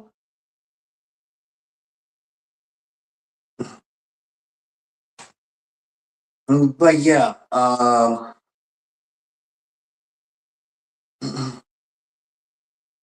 at the end of the day, you know, black men wear their egos as a badge of honor. They really do. They really do wear it as a badge of honor. And you know, it's because everything that was said in that AI generated video. Everything that was said in there, you know, is true, but again, though, it hurts the people that we're close to. And then black men are up here not giving a crap about it. That's the sad part. And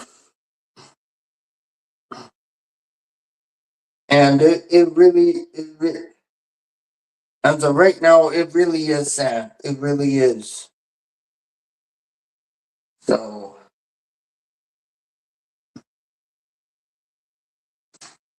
but yeah, you know, it's like if you were to tell, black a black man who has, you know, who has a big ego to just listen,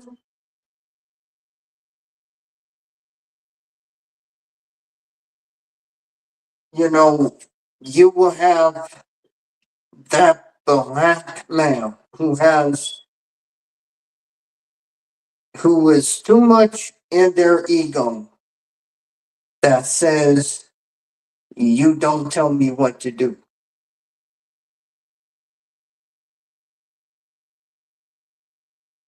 And again, they wonder why we do not get ahead.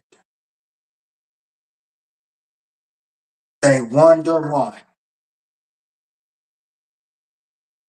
They wonder why we are still, you know, at the bottom and everything.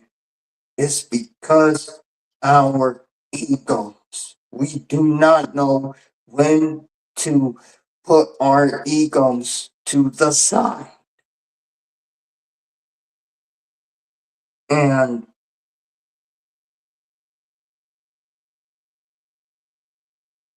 And hopefully as soon, you know,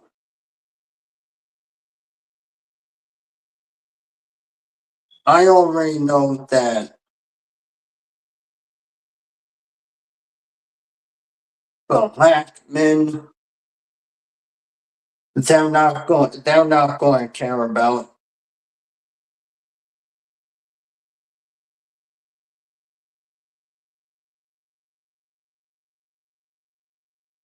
It's like they really don't care. It's like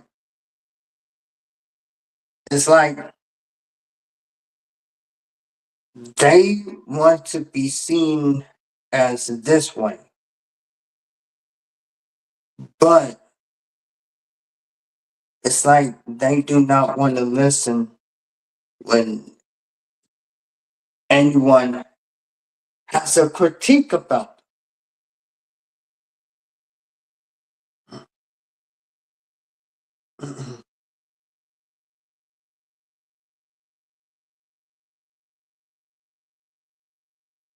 And you know what? It's sad. It really is. You know. But yeah, I'm gonna go ahead and play this YouTube video of a woman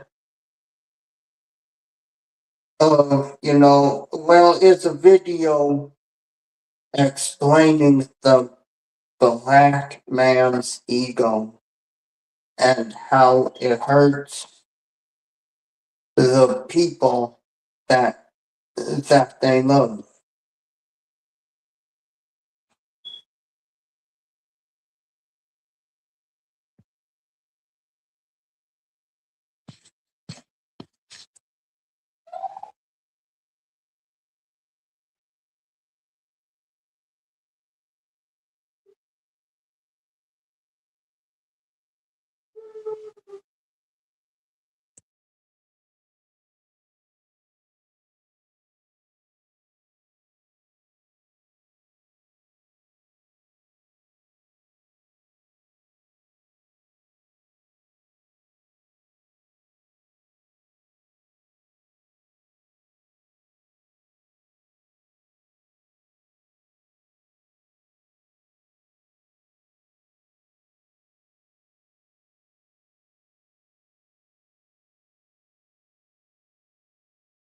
Okay, I found it and I'm gonna play it in 3, 2, 1.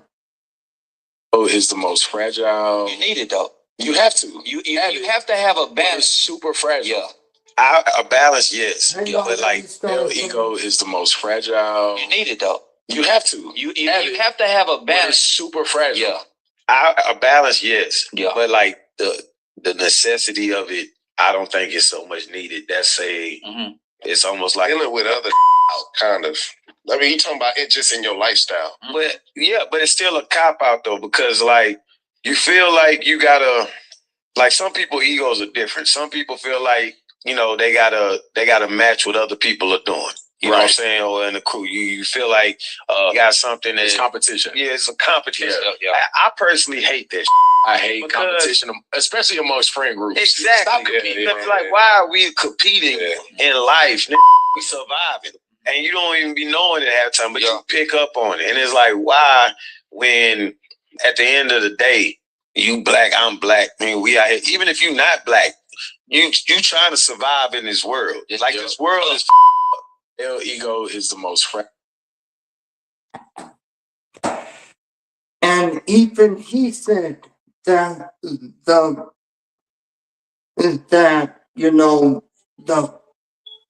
even he is explaining the fragile black male ego.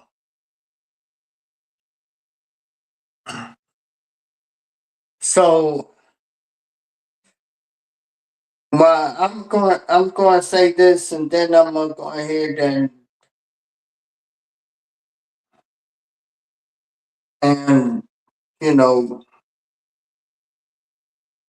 matter of fact, I'm gonna go ahead and show one more for y'all. What do These stupid ads that be popping up on YouTube. But yeah, I'm gonna show y'all this video right here. Dying, and it's an ego battle. Like you could die about an ego war out here. It could be an ego war. You a bitch, no, you a bitch. It's cool if we together, cause a lot of niggas, I done seen situations in the penitentiary on the streets where it's though when it's close. Oh, let me replay it. You get your ass whipped, and I think that's why so many brothers are dying. And it's an ego battle. Like you could die about an ego war out here. It could be an ego war. You a bitch, no, you a bitch. It's cool if we together, cause a lot of niggas, I done seen situations in the penitentiary on the streets where it's though when it's close proximity and me and Bank beefing, yeah, fuck you, you a bitch ass nigga, no, you a bitch ass nigga. And it might be just me and his homeboy, my homeboy, we gonna walk away from that. But if that shit on this internet, one of us gotta die.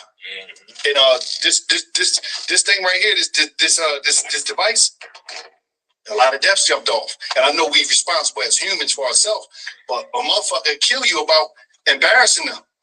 Yeah. Because we all value what people think of us and how we being seen. Nobody want to just say, you know what, I'm gonna take that L, man. You know what I mean? I'm gonna take a motherfucker rather kill you, go online and say, yeah, nigga, what now? And go do life in prison. Because it's like we got to be accepted in the hood. This cool shit is killing us, right? Yeah. Everything is about cool. Like I told this young man, he was like, oh man, I'm trying to get some money. I said, listen, I'm gonna hook you up. You know what I mean? With these people that's gonna give you a gig, man, a nice. He tell me, man, listen, I went down there hollering and I ain't doing that. My OG called me like, yo, man, the youngin came down. We was gonna hook him up real nice. He wasn't with it. So he said, man, I ain't gonna be. I said, okay, let me tell you something, nephew. You too cool for everything. You can't be cool and broke, man. Because you got too many cool broke niggas out there. I said the only nigga in the history of black American in the history that got paid for being cool was Billy D. Williams. I ain't never seen a nigga get paid for being cool.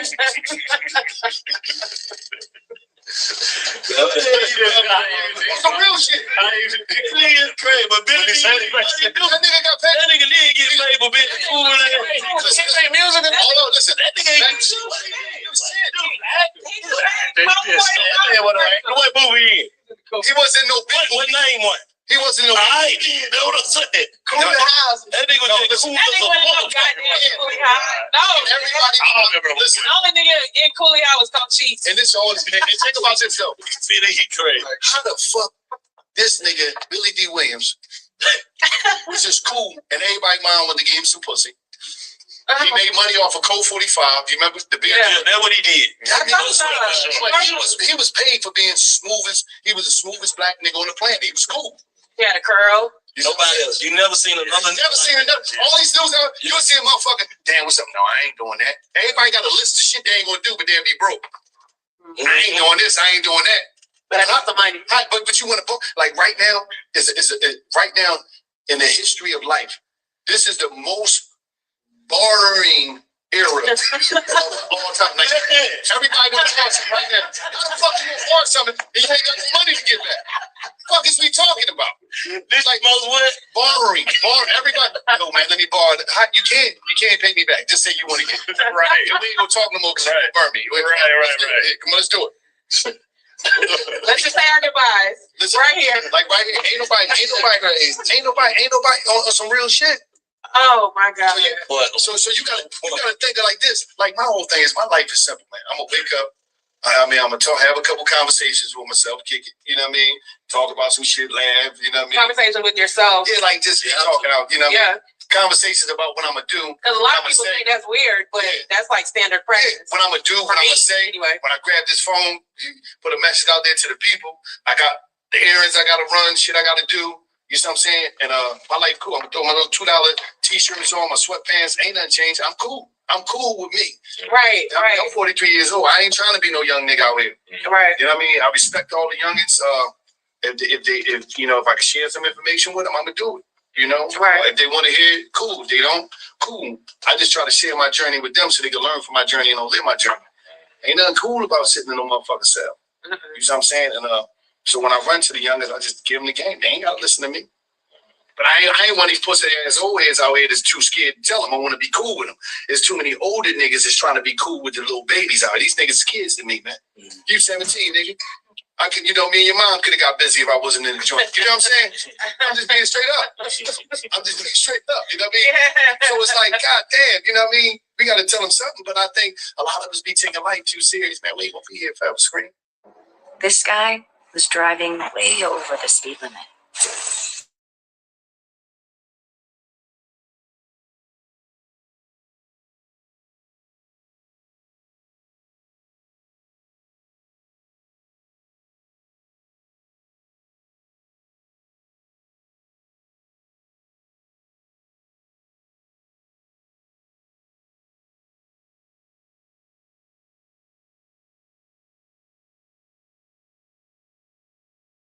You call me all the time. That's real now. Wallow does. You call me all the time. Oh, and for anyone who is asking what this last and final video is, this is Black. This video is titled Black Men Dying Over Ego War.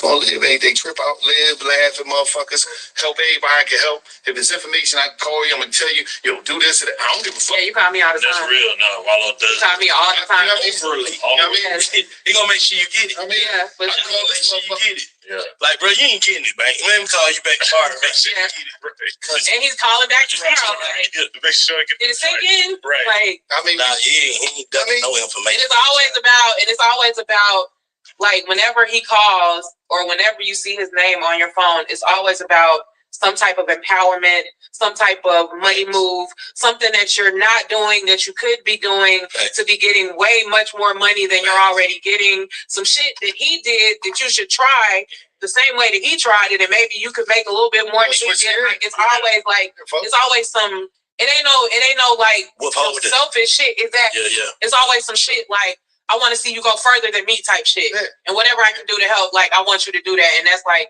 the best shit ever in the world and the best type of person to have on your side ever. Sure. Like, for real, for real. No, we salute him and even going on major platforms and shouting us out. I was Yes. like, just do that. Yes. Bro, we all in the same like you know what I find fucked up is black people. Everybody gotta compete. Everybody do they thing in a way. There's no two people the same.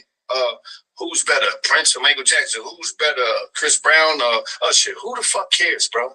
They're Like, great. Like we always worrying about shit. Oh, but They both be the odds. all this shit is us trying to take care of our family. Your mom struggle like mine. Your mom struggle like mine.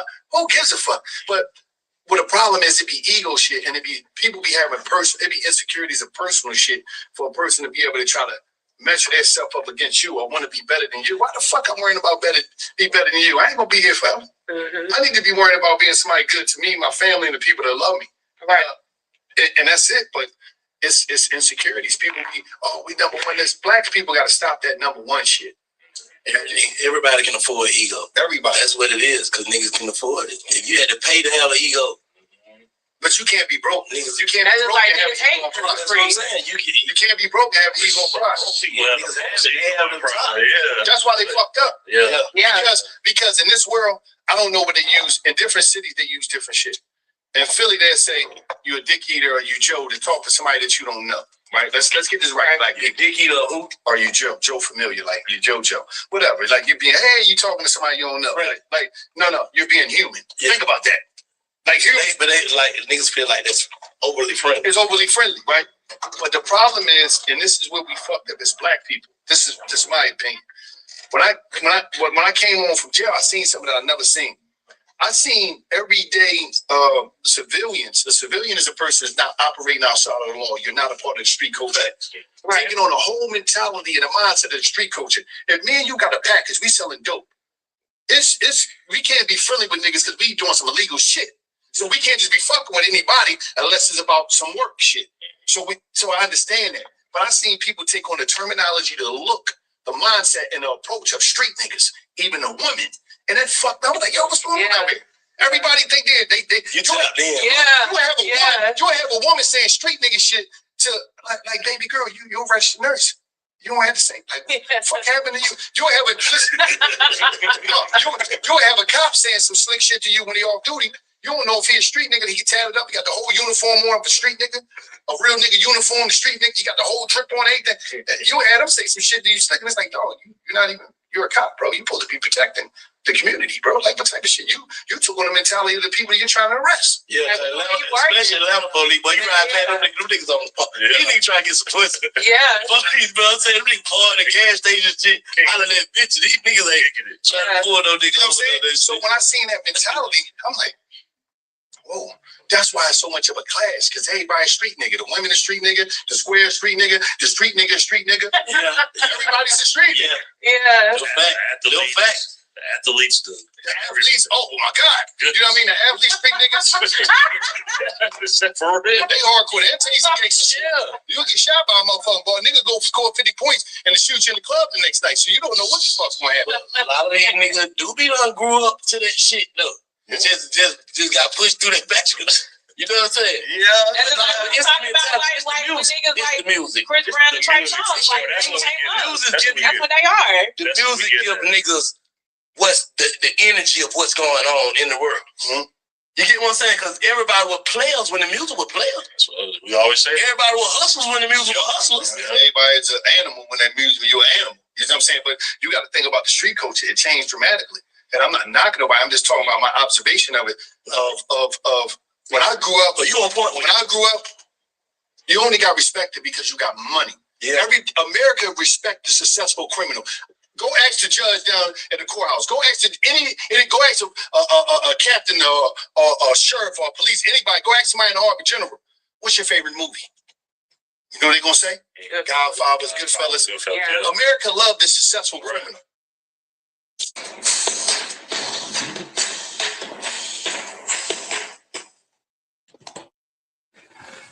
I apologize for the ad coming up. Yeah. But yeah, you know,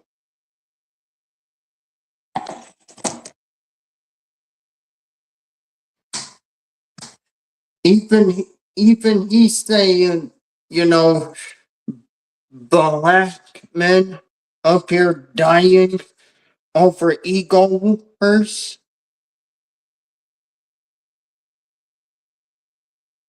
I mean, and he didn't even know what Billy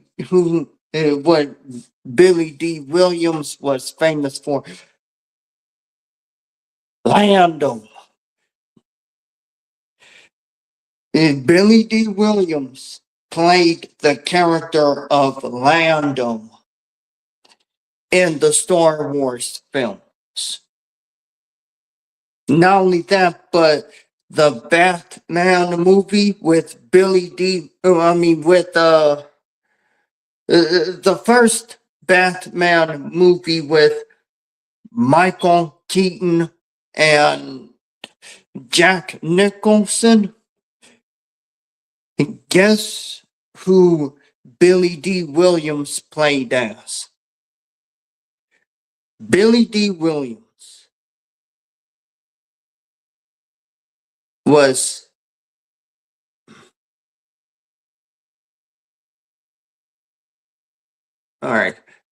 Billy D. Williams was playing as Harvey Dent. And I heard some things of why, you know, Tim Burton was let go from the other Batman movies after Batman Return, which is you know, which is messed up, but yeah. That's Hollywood for you. If you're a director and you're, you know, and you did what Tim Burton did with the Batman movies, oh man, the chances of you doing another one may be slim. And that is, I'm gonna say that is legitimately sad. Because if you really think about it, Tim Burton's Batman movies were legitimately popular, even with the kids. But I understand the parents, you know, feelings about it. You know, it was not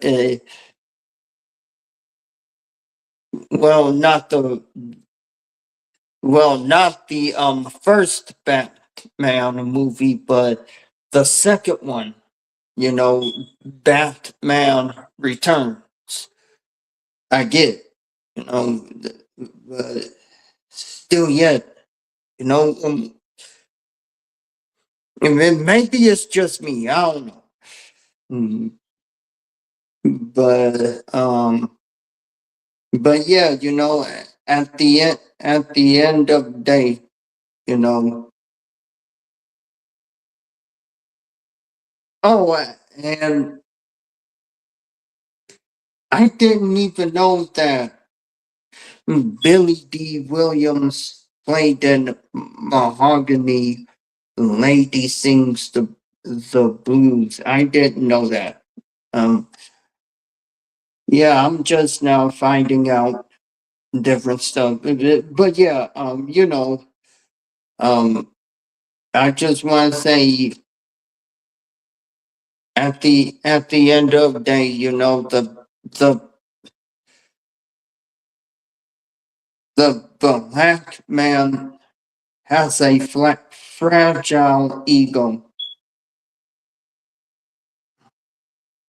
He really does. And the videos that I showed on this topic really, really shows that, yeah, black men have a fragile ego. And it's sad too. It really is. Because if you let ego control what you're doing in life, eventually that ego will destroy you. But yeah, I'm gonna go ahead and show y'all the last AI video of me singing about the black man's ego, and I'm gonna go ahead and end the live stream. I gotta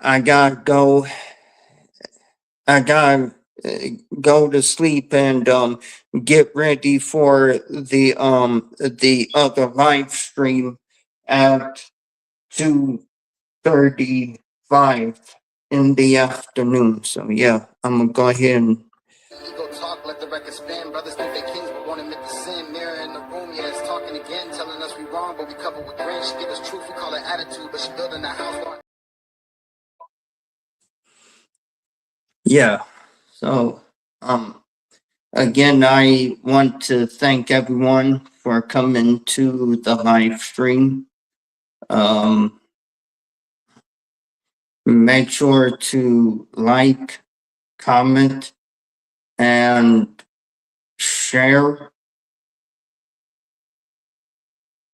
this video, and also make sure to subscribe to the channel and make sure you're notified whenever I go live again. And with that, I'm out. This is your host, Alexander Brandon, signing out. And with that, also, I hope y'all have a great Saturday. And well, I will see y'all. I will see y'all today at 2:35 in the afternoon because today is Saturday. Yeah.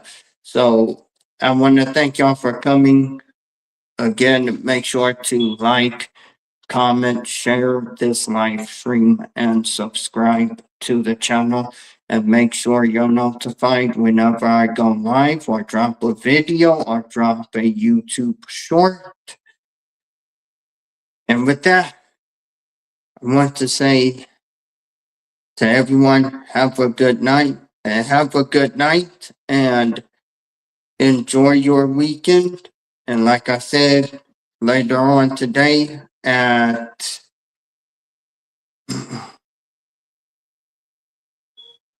later on today at 2:35 p.m. I will be live.